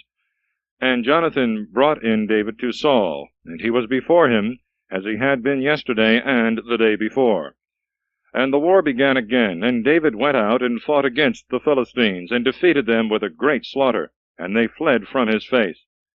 And the evil spirit from the Lord came upon Saul as he sat in his house, and held a spear in his hand, and David played with his hand. And Saul endeavored to nail David to the wall with his spear. And David slipped away out of the presence of Saul, and the spear missed him, and was fastened in the wall, and David fled, and escaped that night. Saul therefore sent his guards to David's house to watch him, that he might be killed in the morning. And when Michal, David's wife, had told him this, saying, Unless thou save thyself this night, tomorrow thou wilt die, she let him down through a window, and he went and fled away and escaped. And Michal took an image, and laid it on the bed, and put a goatskin with the hair at the head of it, and covered it with clothes. And Saul sent officers to seize David, and it was answered that he was sick. And again Saul sent to see David, saying, Bring him to me in the bed, that he may be slain. And when the messengers were come in, they found an image upon the bed, and a goatskin at its head. And Saul said to Michal, Why hast thou deceived me so, and let my enemy go and flee away? And Michal answered Saul, Because he said to me, Let me go, or else I will kill thee. But David fled and escaped, and came to Samuel in Ramah, and told him all that Saul had done to him. And he and Samuel went and dwelt in Najoth. And it was told Saul by some, saying, Behold, David is in Najoth in Ramah. So Saul sent officers to take David. And when they saw a company of prophets prophesying, and Samuel presiding over them, the Spirit of the Lord came also upon them, and they likewise began to prophesy. And when this was told Saul, he sent other messengers, but they also prophesied. And again Saul sent messengers the third time, and they prophesied also. And Saul, being exceedingly angry, went also himself to Ramah, and came as far as the great cistern, which is in Socho. And he asked and said, In what place are Samuel and David? And it was told him, Behold, they are in Najoth in Ramah. And he went to Najoth in Ramah, and the Spirit of the Lord came upon him also. And he went on and prophesied till he came to Najoth in Ramah. And he stripped himself also of his garments, and prophesied with the rest before Samuel, and lay down naked all that day and night. This gave occasion to a proverb. What? Is Saul too among the prophets? Chapter 20. Saul being obstinately bent upon killing David, he is sent away by Jonathan. But David fled from Najoth, which is in Ramah, and came and said to Jonathan, What have I done? What is my iniquity? And what is my sin against thy father, that he seeketh my life? And he said to him, God forbid thou shalt not die, for my father will do nothing great or little without first telling me. Hath then my father hid this word only from me? No, this shall not be. And he swore again to David. And David said, Thy father certainly knoweth that I have found grace in thy sight, and he will say, Let not Jonathan know this, lest he be grieved. But truly as the Lord liveth, and thy soul liveth, there is but one step, as I may say, between me and death. And Jonathan said to David, Whatsoever thy soul shall say to me, I will do for thee. And David said to Jonathan, Behold, tomorrow is the new moon, and I, according to custom, am wont to sit beside the king to eat. Let me go then, that I may be hid in the field till the evening of the third day. If thy father look and inquire for me, thou shalt answer him, David asked me that he might run to Bethlehem, his own city, because there are solemn sacrifices there for all his tribe. If he shall say, It is well, thy servant shall have peace. But if he be angry, know that his malice is come to its height. Deal mercifully then with thy servant, for thou hast brought me thy servant into a covenant of the Lord with thee. But if there be any iniquity in me, do thou kill me, and bring me not in to thy father. And Jonathan said, Far be this from thee, for I should certainly know that evil is determined by my father against thee. I could do no otherwise than tell thee. And David answered Jonathan, Who shall bring me word if thy father should answer thee harshly concerning me? And Jonathan said to David, Come, and let us go out into the field. And when they were both of them gone out into the field, Jonathan said to David, O Lord God of Israel, if I shall discover my father's mind tomorrow or the day after, and there be anything good for David, and I send not immediately to thee, and make it known to thee, may the Lord do so and so to Jonathan, and add still more. But if my father shall continue in malice against thee, I will discover it to thy ear, and will send thee away, that thou mayest go in peace, and the Lord be with thee, as he hath been with my father. And if I live, thou shalt show me the kindness of the Lord. But if I die, thou shalt not take away thy kindness from my house forever, when the Lord shall have rooted out the enemies of David, every one of them from the earth. May he take away Jonathan from his house, and may the Lord require it at the hands of David's enemies. Jonathan therefore made a covenant with the house of David, and the Lord required it at the hands of David's enemies. And Jonathan swore again to David, because he loved him, for he loved him as his own soul. And Jonathan said to him, Tomorrow is the new moon, and thou wilt be missed, for thy seat will be empty till after tomorrow. So thou shalt go down quickly, and come to the place where thou must be hid on the day when it is lawful to work. And thou shalt remain beside the stone which is called Ezel. And I will shoot 3 arrows near it, and will shoot as if I were exercising myself at a mark. And I will send a boy, saying to him, Go and fetch me the arrows. If I shall say to the boy, Behold, the arrows are on this side of thee, take them up. Come thou to me, because there is peace to thee, and there is no evil, as the Lord liveth. But if I shall speak thus to the boy, Behold, the arrows are beyond thee, go in peace, for the Lord hath sent thee away. And concerning the word which I and thou have spoken, the Lord be between thee and me forever. So David was hid in the field, and the new moon came, and the king sat down to eat bread. And when the king sat down upon his chair, according to custom, which was beside the wall, Jonathan arose, and Abner sat by Saul's side, and David's place appeared empty. And Saul said nothing that day, for he thought it might have happened to him that he was not clean nor purified. And when the second day after the new moon was come, David's place appeared empty again. And Saul said to Jonathan his son, Why cometh not the son of Isai to meet neither yesterday nor today? And Jonathan answered Saul, He asked leave of me earnestly to go to Bethlehem. And he said, Let me go, for there is a solemn sacrifice in the city. One of my brethren hath sent for me, and now if I have found favor in thy eyes, I will go quickly and see my brethren. For this cause he came not to the king's table.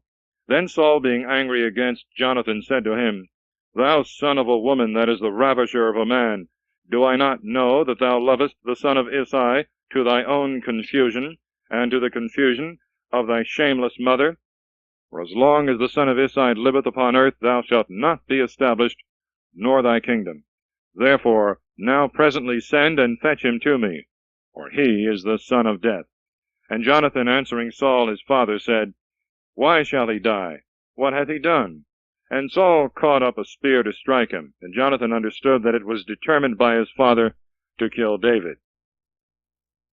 So Jonathan rose from the table in great anger, and did not eat bread on the second day after the new moon, for he was grieved for David, because his father had put him to confusion. And when the morning came, Jonathan went into the field according to the appointment with David, and a little boy with him. And he said to his boy, Go and fetch me the arrows which I shoot. And when the boy ran, he shot another arrow beyond the boy. The boy therefore came to the place of the arrow which Jonathan had shot. And Jonathan cried after the boy, and said, Behold, the arrow is there further beyond thee. And Jonathan cried again after the boy, saying, Make haste speedily, stand not. And Jonathan's boy gathered up the arrows, and brought them to his master. And he knew not at all what was doing, for only Jonathan and David knew the matter. Jonathan therefore gave his arms to the boy, and said to him, Go and carry them into the city. And when the boy was gone, David rose out of his place, which was towards the south, and falling on his face to the ground, adored thrice, and kissing one another, they wept together, but David more. And Jonathan said to David, Go in peace, and let all stand, that we have sworn both of us in the name of the Lord, saying, The Lord be between me and thee, and between my seed and thy seed, forever. And David arose and departed, and Jonathan went into the city. Chapter 21. David receiveth holy bread of Achimelech the priest, and feigneth himself mad before Achish, king of Geth. And David came to Nobi, to Achimelech the priest, and Achimelech was astonished at David's coming. And he said to him, Why art thou alone, and no man with thee? And David said to Achimelech the priest, The king hath commanded me a business, and said, Let no man know the thing for which thou art sent by me, and what manner of commands I have given thee. And I have appointed my servants to such and such a place. Now therefore, if thou have anything at hand, though it were but 5 loaves, give me, or whatsoever thou canst find. And the priest answered David, saying, I have no common bread at hand, but only holy bread, if the young men be clean, especially from women. And David answered the priest, and said to him, Truly, as to what concerneth women, we have refrained ourselves from yesterday and the day before, when we came out, and the vessels of the young men were holy. Now this way is defiled, but it shall also be sanctified this day in the vessels. The priest therefore gave him hallowed bread, for there was no bread there, but only the loaves of proposition, which had been taken away from before the face of the Lord, that hot loaves might be set up. Now a certain man of the servants of Saul was there that day within the tabernacle of the Lord, and his name was Doeg, an Edomite, the chiefest of Saul's herdsmen. And David said to Achimelech, Hast thou here at hand a spear or a sword? For I brought not my own sword, nor my own weapons with me, for the king's business required haste. And the priest said, Lo, here is the sword of Goliath the Philistine, whom thou slewest in the valley of Terebinth, wrapped up in a cloth behind the ephod. If thou wilt take this, take it, for here is no other but this. And David said, There is none like that. Give it me. And David arose and fled that day from the face of Saul. And he came to Achish, the king of Gath. And the servants of Achish, when they saw David, said to him, Is not this David, the king of the land? Did they not sing to him in their dances, saying, Saul hath slain his thousands, and David his 10,000s? But David laid up these words in his heart, and was exceedingly afraid at the face of Achish, the king of Gath. And he changed his countenance before them, and slipped down between their hands. And he stumbled against the doors of the gate, and his spittle ran down upon his beard. And Achish said to his servants, You saw the man was mad. Why have you brought him to me? Have we need of madmen, that you have brought in this fellow, to play the madman in my presence? Shall this fellow come into my house? Chapter 22. Many resort to David. Doeg accuseth Achimelech to Saul. He ordereth him and all the other priests of Nobi to be slain. Abiathar escapeth. David therefore went from thence and fled to the cave of Adullam. And when his brethren and all his father's house had heard of it, they went down to him thither. And all that were in distress and oppressed with death and under affliction of mind gathered themselves unto him. And he became their prince, and there were with him about 400 men. And David departed from thence into Mathphah of Moab. And he said to the king of Moab, Let my father and my mother tarry with you, I beseech thee, till I know what God will do for me. And he left them under the eyes of the king of Moab, and they abode with him all the days that David was in the hold. And Gad the prophet said to David, Abide not in the hold, depart, and go into the land of Judah. And David departed, and came into the forest of Heret. And Saul heard that David was seen, and the men that were with him. Now whilst Saul abode in Gabaa, and was in the wood which is by Ramah, having his spear in his hand, and all his servants were standing about him, he said to his servants that stood about him, Hear me now, ye sons of Jemini. Will the son of Isai give every one of you fields and vineyards, and make you all tribunes and centurions, that all of you have conspired against me, and there is no one to inform me, especially when even my son hath entered into league with the son of Isai?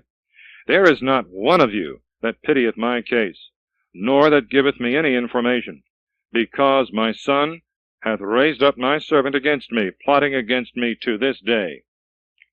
And Doeg the Edomite, who stood by, and was the chief among the servants of Saul, answering, said, I saw the son of Isai in Nobi with Achimelech the son of Achitob the priest.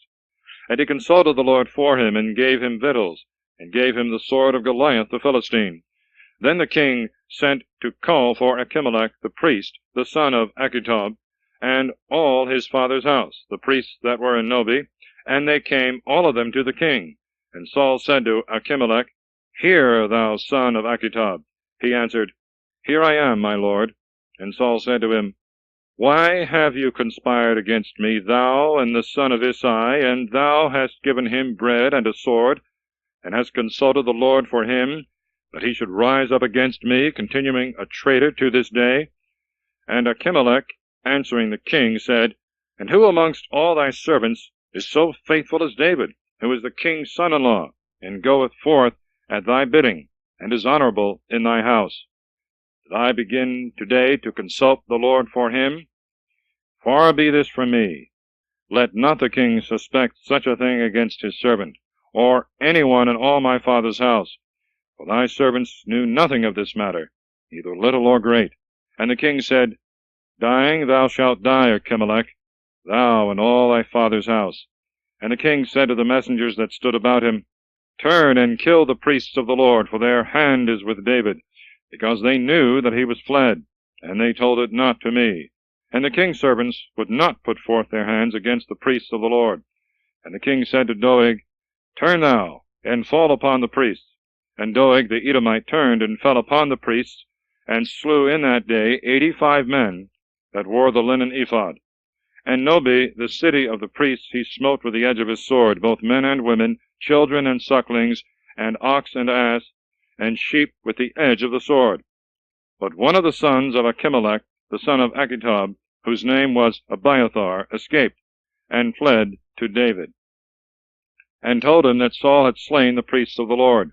And David said to Abiathar, I knew that day when Doeg the Edomite was there, that without doubt he would tell Saul, I have been the occasion of the death of all the souls of thy father's house.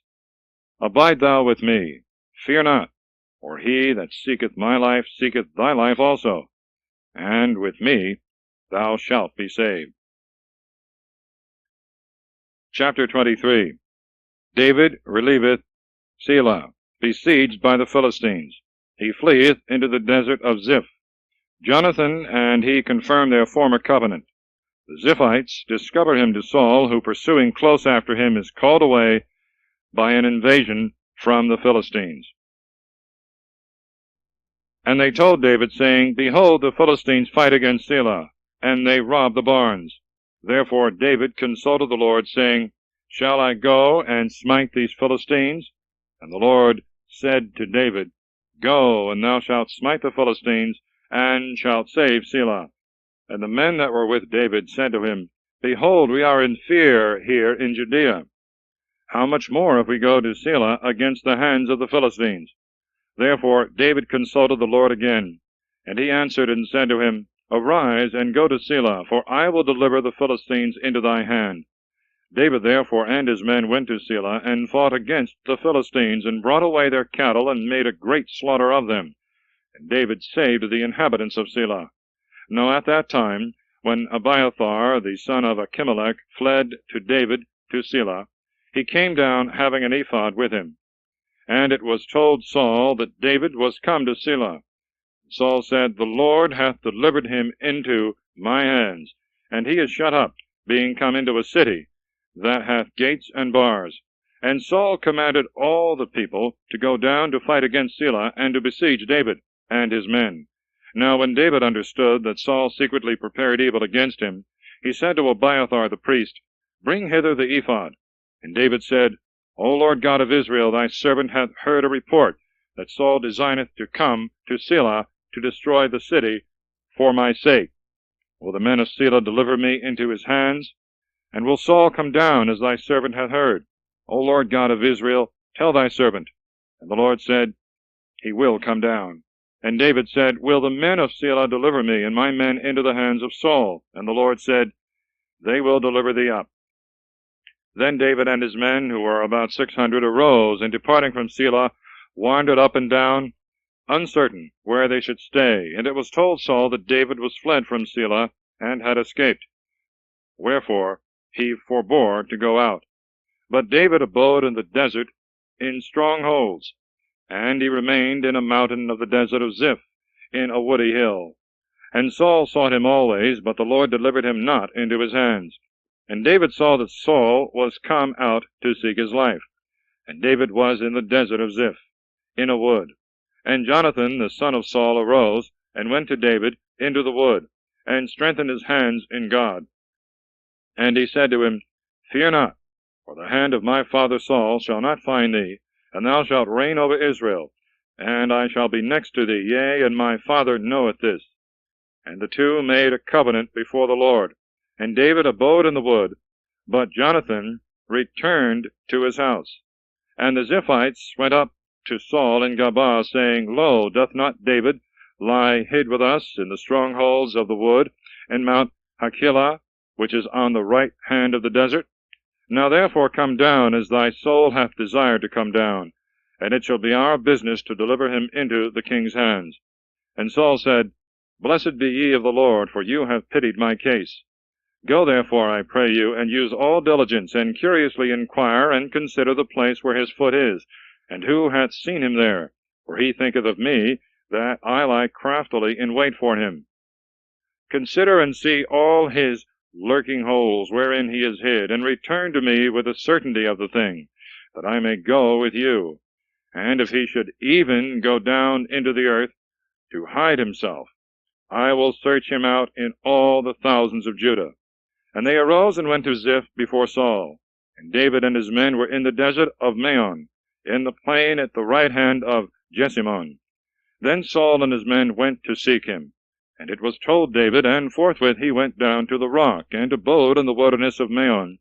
And when Saul had heard of it, he pursued after David in the wilderness of Maon. And Saul went on this side of the mountain, and David and his men were on the other side of the mountain.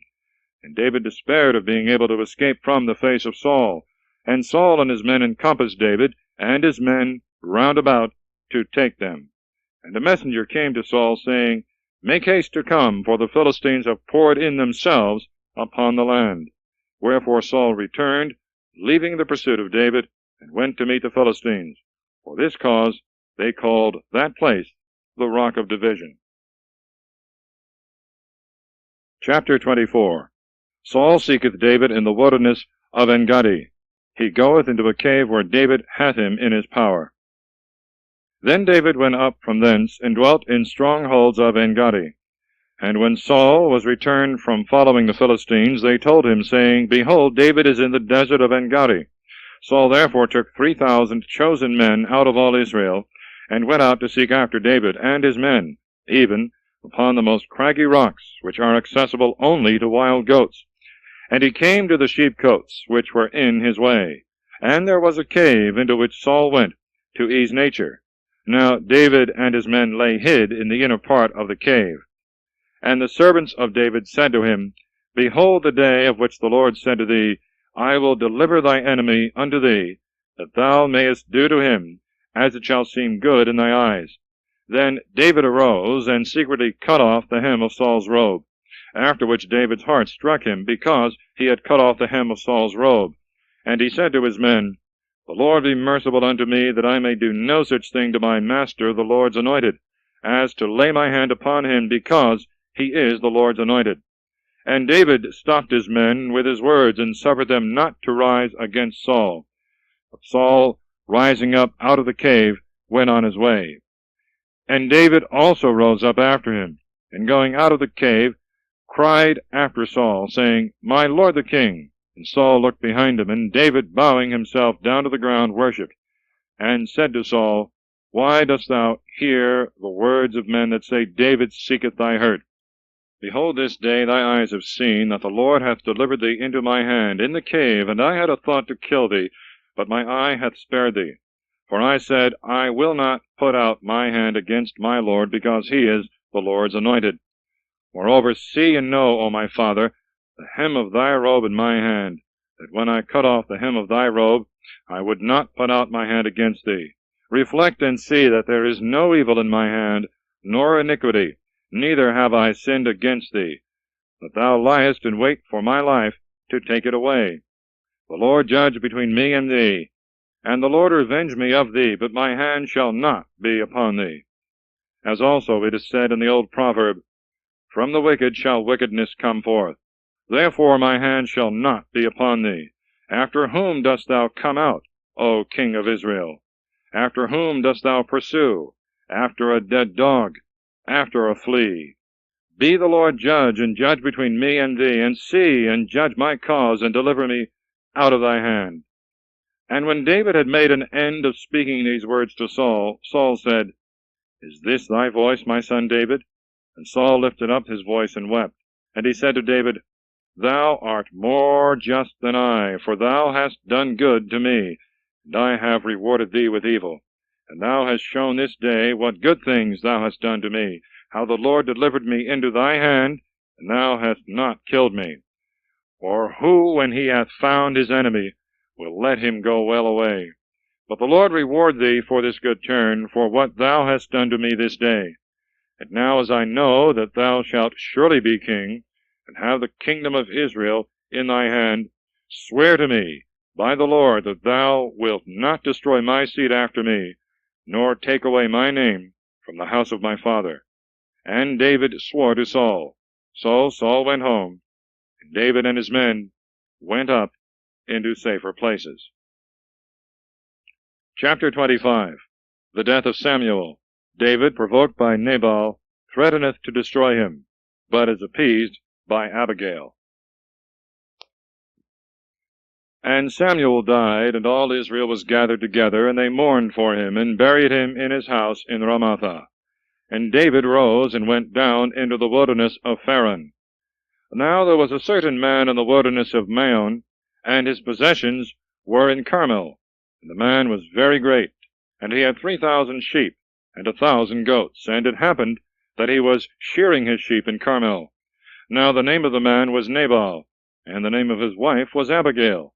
And she was a prudent and very comely woman. But her husband was churlish, and very bad and ill-natured, and he was of the house of Caleb.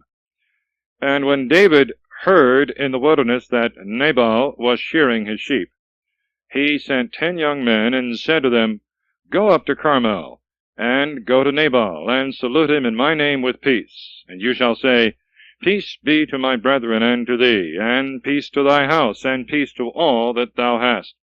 I heard that thy shepherds that were with us in the desert were shearing. We never molested them, neither was there aught missing to them of the flock at any time, all the while they were with us in Carmel. Ask thy servants, they will tell thee. Now therefore let thy servants find favor in thy eyes, for we are come in a good day. Whatsoever thy hand shall find, give to thy servants and to thy son David. And when David's servants came, they spoke to Nabal all these words in David's name, and then held their peace. But Nabal, answering the servants of David, said, Who is David, and what is the son of Isai? Servants are multiplied nowadays who flee from their masters. Shall I then take my bread and my water and the flesh of my cattle, which I have killed for my shearers, and give to men whom I know not whence they are? So the servants of David went back their way, and returning came and told him all the words that he said.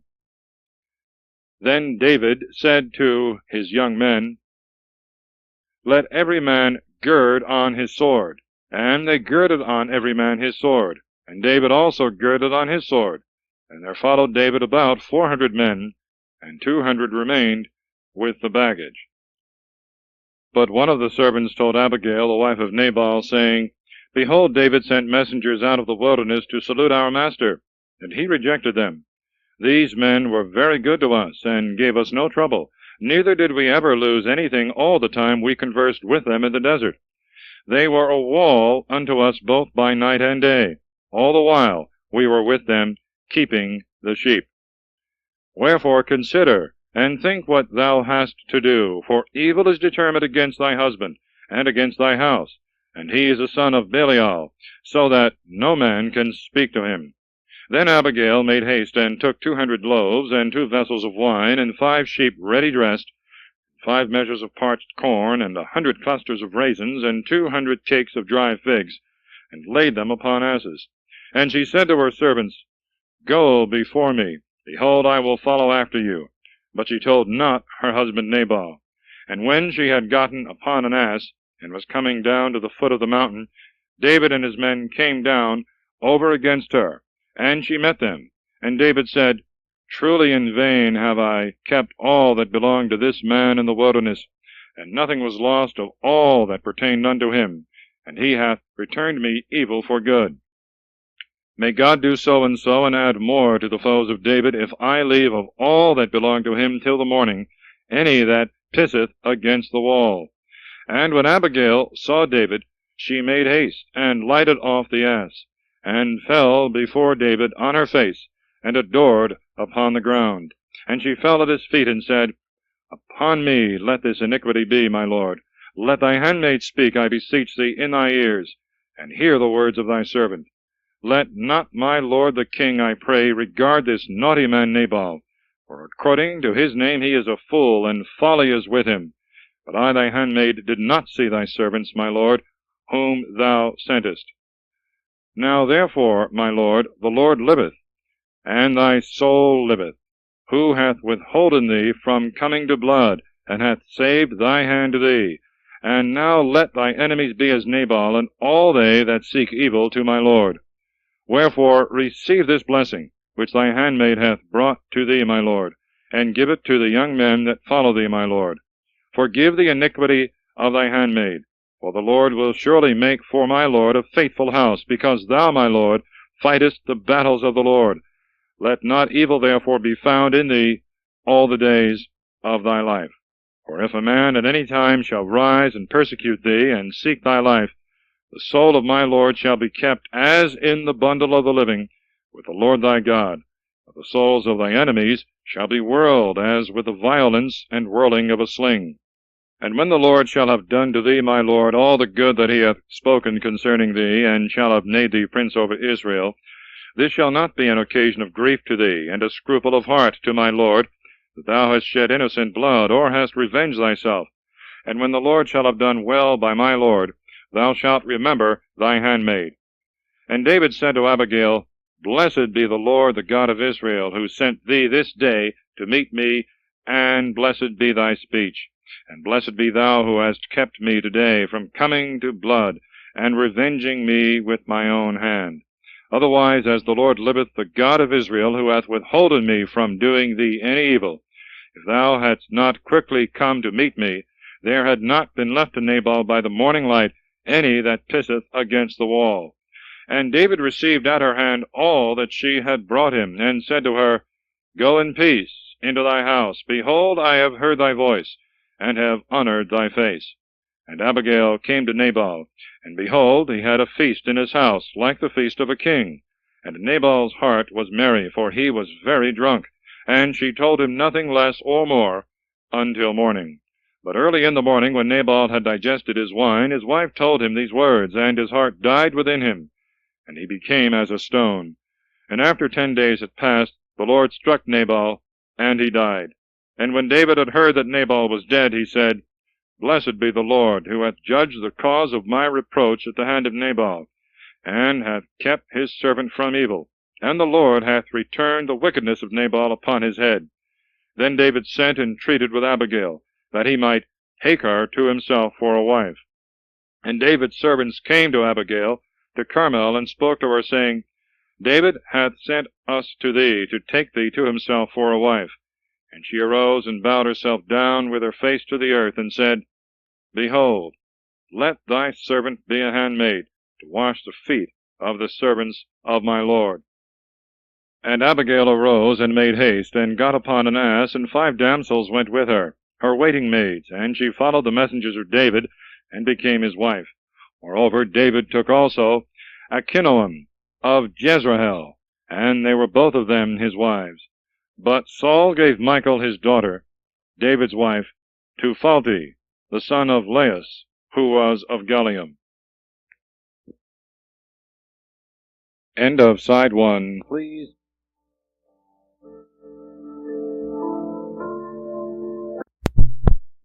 Chapter 26. Saul goeth out again after David, who cometh by night, where Saul and his men are asleep, but suffereth him not to be touched. Saul again confesseth his fault, and promiseth peace. And the men of Ziph came to Saul in Gabaa, saying, Behold, David is hid in the hill of Hachilah, which is over against the wilderness. And Saul arose, and went down to the wilderness of Ziph, having with him 3,000 chosen men of Israel, to seek David in the wilderness of Ziph. And Saul encamped in Gabah Hechilah, which was over against the wilderness in the way. And David abode in the wilderness, and seeing that Saul was come after him into the wilderness, he sent spies, and learned that he was most certainly come thither. And David arose secretly, and came to the place where Saul was. And when he had beheld the place wherein Saul slept, and Abner the son of Ner, the captain of his army, and Saul sleeping in a tent, and the rest of the multitude round about him, David spoke to Achimelech the Hittite, and Abishai the son of Sarviah, the brother of Joab, saying, Who will go down with me to Saul into the camp? And Abishai said, I will go with thee.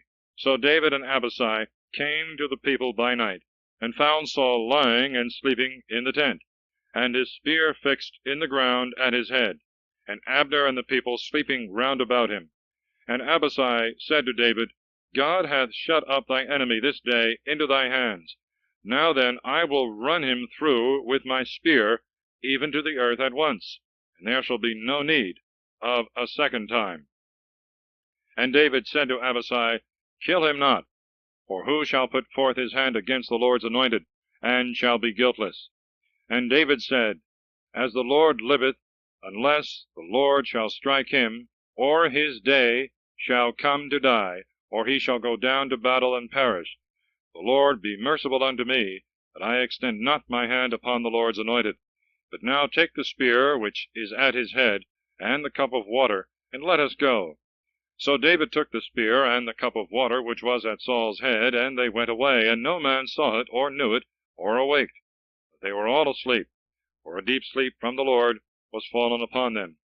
And when David was gone over to the other side, and stood on the top of the hill afar off, and a good space was between them, David cried to the people, and to Abner the son of Ner, saying, Wilt thou not answer, Abner? And Abner answering said, Who art thou that criest, and disturbest the king? And David said to Abner, Art not thou a man, and who is like thee in Israel? Why then hast thou not kept thy lord the king? For there came one of the people in to kill the king thy lord. This thing is not good that thou hast done. As the Lord liveth, you are the sons of death, who have not kept your master the Lord's anointed. Now where is the king's spear, and the cup of water which was at his head? And Saul knew David's voice, and said, Is this thy voice, my son David?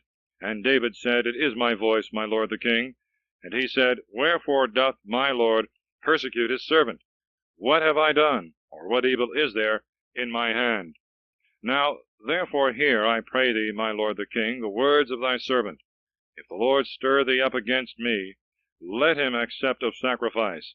But if the sons of men, they are cursed in the sight of the Lord, who have cast me out this day, that I should not dwell in the inheritance of the Lord, saying, Go, serve strange gods. And now let not my blood be shed upon the earth before the Lord, for the king of Israel is come out to seek a flea, as a partridge is hunted in the mountains. And Saul said, I have sinned. Return, my son David, for I will no more do thee harm, because my life hath been precious in thy eyes this day. For it appeared that I have done foolishly, and have been ignorant in very many things. And David answering said, Behold the king's spear.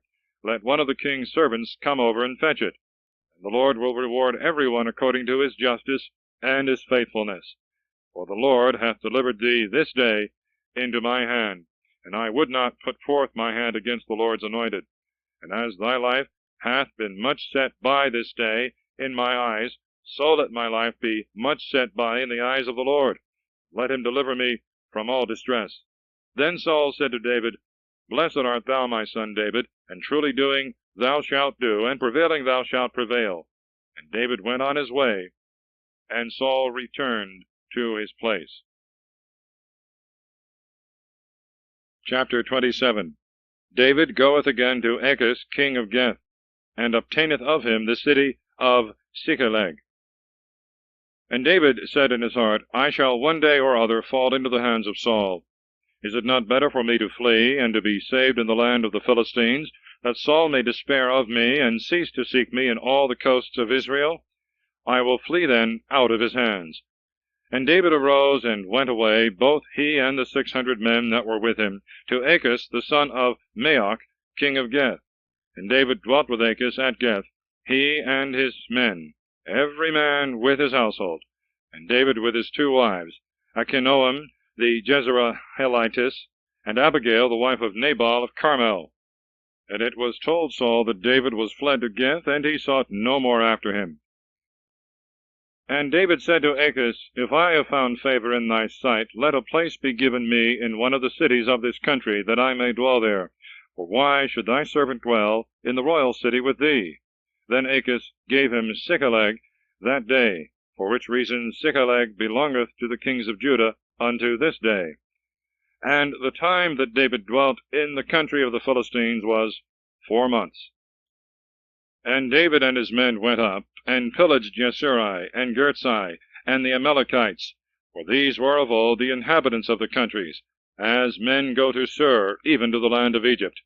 And David wasted all the land, and left neither man nor woman alive, and took away the sheep and the oxen, and the asses, and the camels, and the apparel, and returned and came to Achish. And Achish said to him, Whom hast thou gone against today? David answered, Against the south of Judah, and against the south of Jerahmeel, and against the south of Kenai. And David saved neither man nor woman, neither brought he any of them to Geth, saying, Lest they should speak against us.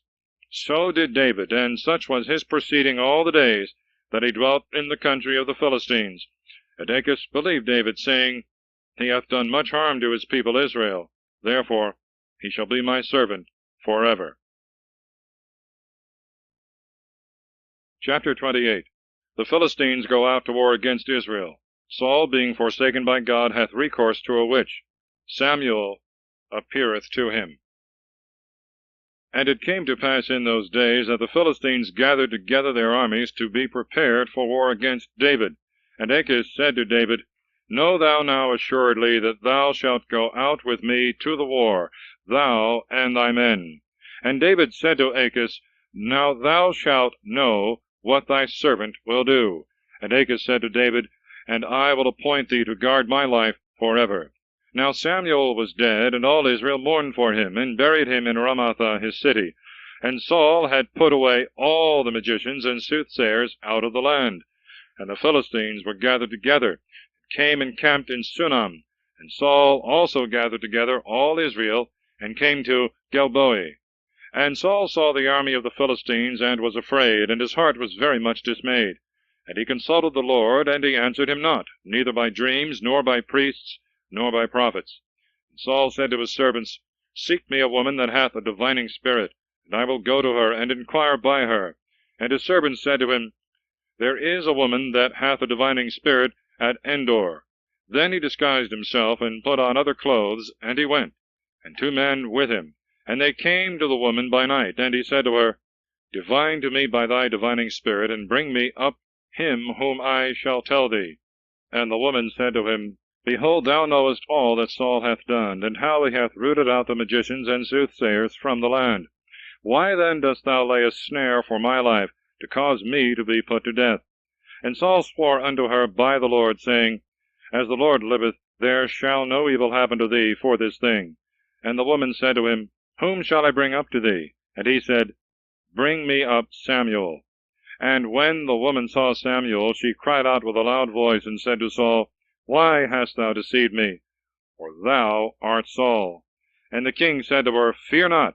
What hast thou seen? And the woman said to Saul, I saw gods ascending out of the earth.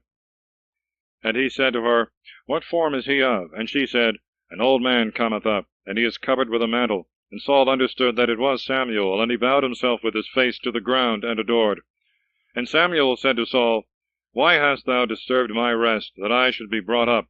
And Saul said, I am in great distress, for the Philistines fight against me, and God is departed from me, and would not hear me, neither by the hand of prophets, nor by dreams. Therefore I have called thee, that thou mayest show me what I shall do. And Samuel said, Why askest thou me, seeing the Lord has departed from thee, and is going over to thy rival? For the Lord will do to thee as he spoke by me. He will rend thy kingdom out of thy hand, and will give it to thy neighbor David. because thou didst not obey the voice of the Lord, neither didst thou execute the wrath of his indignation upon Amalek. Therefore hath the Lord done to thee what thou sufferest this day. And the Lord also will deliver Israel with thee into the hands of the Philistines, and tomorrow thou and thy sons shall be with me. And the Lord will also deliver the army of Israel into the hands of the Philistines. And forthwith Saul fell all along on the ground, for he was frightened with the words of Samuel, and there was no strength in him, for he had eaten no bread all that day. And the woman came to Saul, for he was very much troubled, and said to him, Behold, thy handmaid hath obeyed thy voice, and I have put my life in my hand, and I hearkened unto the words which thou spokest to me. Now therefore hear thou also the voice of thy handmaid, and let me set before thee a morsel of bread, that thou mayest eat and recover strength, and be able to go on thy journey. But he refused, and said, I will not eat. But his servants and the woman forced him, and at length hearkening to their voice, he arose from the ground, and sat upon the bed. Now the woman had a fatted calf in the house, and she made haste and killed it, and taking meal kneaded it, and baked some unleavened bread, and set it before Saul, and before his servants. And when they had eaten, they rose up, and walked all that night. Chapter 29. David, going with the Philistines, is sent back by their princes. Now all the troops of the Philistines were gathered together to Aphek, and Israel also camped by the fountain which is in Jezreel. And the lords of the Philistines marched with their hundreds and their thousands, but David and his men were in the rear with Achish. And the princes of the Philistines said to Achish, What mean these Hebrews? And Achish said to the princes of the Philistines, Do you not know David, who was the servant of Saul the king of Israel, and hath been with me many days or years? And I have found no fault in him, since the day that he fled over to me, until this day. But the princes of the Philistines were angry with him, and they said to him, Let this man return, and abide in his place which thou hast appointed him, and let him not go down with us to battle, lest he be an adversary to us, when we shall begin to fight. For how can he otherwise appease his master, but with our heads? Is not this David to whom they sung in their dances, saying, Saul slew his thousands, and David his 10,000s? Then Achish called David, and said to him, As the Lord liveth, thou art upright and good in my sight, and so is thy going out and thy coming in with me in the army. And I have not found any evil in thee, since the day that thou camest to me unto this day.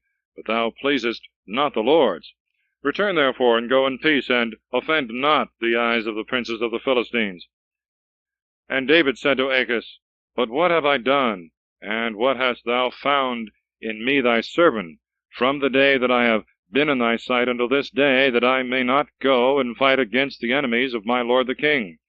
And Achish answering said to David, I know that thou art good in my sight, as an angel of God, but the princes of the Philistines have said, He shall not go up with us to the battle.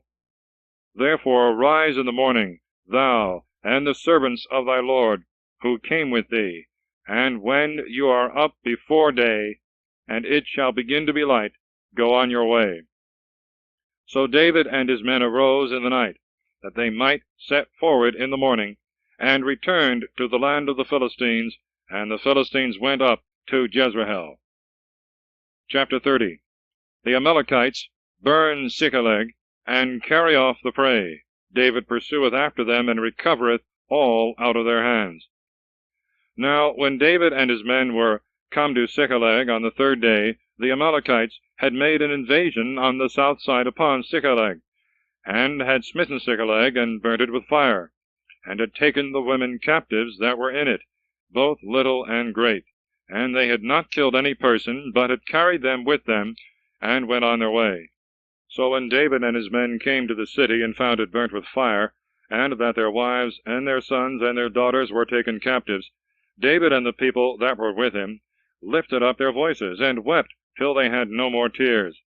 For the two wives also of David were taken captives, Achinoam the Jezreelitess, and Abigail the wife of Nabal of Carmel. And David was greatly afflicted, for the people had a mind to stone him, for the soul of every man was bitterly grieved for his sons and daughters, But David took courage in the Lord his God. And he said to Abiathar the priest, the son of Achimelech, Bring me hither the ephod. And Abiathar brought the ephod to David. And David consulted the Lord, saying, Shall I pursue after these robbers, and shall I overtake them, or not? And the Lord said to him, Pursue after them, for thou shalt surely overtake them and recover the prey. So David went, he and the 600 men that were with him, and they came to the torrent Besor, and some being weary stayed there. But David pursued, he and 400 men, for 200 stayed, who, being weary, could not go over the torrent Besor. And they found an Egyptian in the field, and brought him to David, and they gave him bread to eat, and water to drink, as also a piece of a cake of figs, and 2 bunches of raisins. And when he had eaten them, his spirit returned, and he was refreshed, for he had not eaten bread nor drunk water 3 days and 3 nights. And David said to him, To whom dost thou belong, or whence dost thou come, and whither art thou going? He said, I am a young man of Egypt, the servant of an Amalekite, and my master left me because I began to be sick 3 days ago. For we made an invasion on the south side of Kerethai, and upon Judah, and upon the south of Caleb, and we burnt Ziklag with fire. And David said to him, Canst thou bring me to this company? And he said, Swear to me by God that thou wilt not kill me, nor deliver me into the hands of my master, and I will bring thee to this company. And David swore to him. And when he had brought him, behold, they were lying spread upon all the ground, eating and drinking, and, as it were, keeping a festival day, for all the prey and the spoils which they had taken out of the land of the Philistines and out of the land of Judah. And David slew them from the evening unto the evening of the next day, and there escaped not a man of them, but 400 young men who had gotten upon camels and fled. So David recovered all that the Amalekites had taken, and he rescued his 2 wives. And there was nothing missing, small or great, neither of their sons or their daughters, nor of the spoils. And whatsoever they had taken, David recovered all. And he took all the flocks and the herds, and made them go before him. And they said, This is the prey of David. And David came to the 200 men, who being weary had stayed, and were not able to follow David. And he had ordered them to abide at the torrent Besor. And they came out to meet David, and the people that were with him.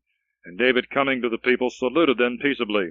Then all the wicked and unjust men that had gone with David answering said, Because they came not with us, we will not give them anything of the prey which we have recovered, but let every man take his wife and his children, and be contented with them, and go his way. But David said, You shall not do so, my brethren, with these things which the Lord hath given us, who hath kept us, and hath delivered the robbers that invaded us into our hands. And no man shall hearken to you in this matter. But equal shall be the portion of him that went down to battle, and of him that abode at the baggage, and they shall divide alike. And this hath been done from that day forward, and since was made a statute, and an ordinance, and as a law in Israel. Then David came to Ziklag, and sent presents of the prey to the ancients of Judah his neighbors, saying, Receive a blessing of the prey of the enemies of the Lord. To them that were in Bethel, and that were in Ramoth to the south, and to them that were in Jether, and to them that were in Aror, and that were in Sephamoth, and that were in Esthemo, and that were in Rachel, and that were in the cities of Jerahmeel, and that were in the cities of Keni, and that were in Aramah, and that were in the lake Esan, and that were in Athak, and that were in Hebron, and to the rest that were in those places, in which David had abode with his men. Chapter 31. Israel is defeated by the Philistines. Saul and his sons are slain. And the Philistines fought against Israel, and the men of Israel fled from before the Philistines, and fell down slain in Mount Gilboa. And the Philistines fell upon Saul, and upon his sons, and they slew Jonathan, and Abinadab, and Melchishua, the sons of Saul. And the whole weight of the battle was turned upon Saul, and the archers overtook him, and he was grievously wounded by the archers. Then Saul said to his armor-bearer, Draw thy sword, and kill me, lest these uncircumcised come, and slay me, and mock at me. And his armor-bearer would not, for he was struck with exceeding great fear. Then Saul took his sword, and fell upon it. And when his armor-bearer saw this, to wit, that Saul was dead, he also fell upon his sword, and died with him. So Saul died, and his 3 sons, and his armor-bearer, and all his men that same day together. And the men of Israel that were beyond the valley and beyond the Jordan, seeing that the Israelites were fled, and that Saul was dead, and his sons, forsook their cities and fled, and the Philistines came and dwelt there. And on the morrow the Philistines came to strip the slain, and they found Saul and his 3 sons lying in Mount Gilboa. And they cut off Saul's head, and stripped him of his armor, and sent into the land of the Philistines round about, to publish it in the temples of their idols, and among their people. And they put his armor in the temple of Ashtaroth, but his body they hung on the wall of Bethsan. Now when the inhabitants of Jabesh-Gilead had heard all that the Philistines had done to Saul, all the most valiant men arose, and walked all the night, and took the body of Saul, and the bodies of his sons, from the wall of Bethsan, and they came to Jabesh-Gilead, and burnt them there. And they took their bones, and buried them in the wood of Jabez, and fasted 7 days. Thus ends the first book of Samuel, otherwise called the first book of Kings.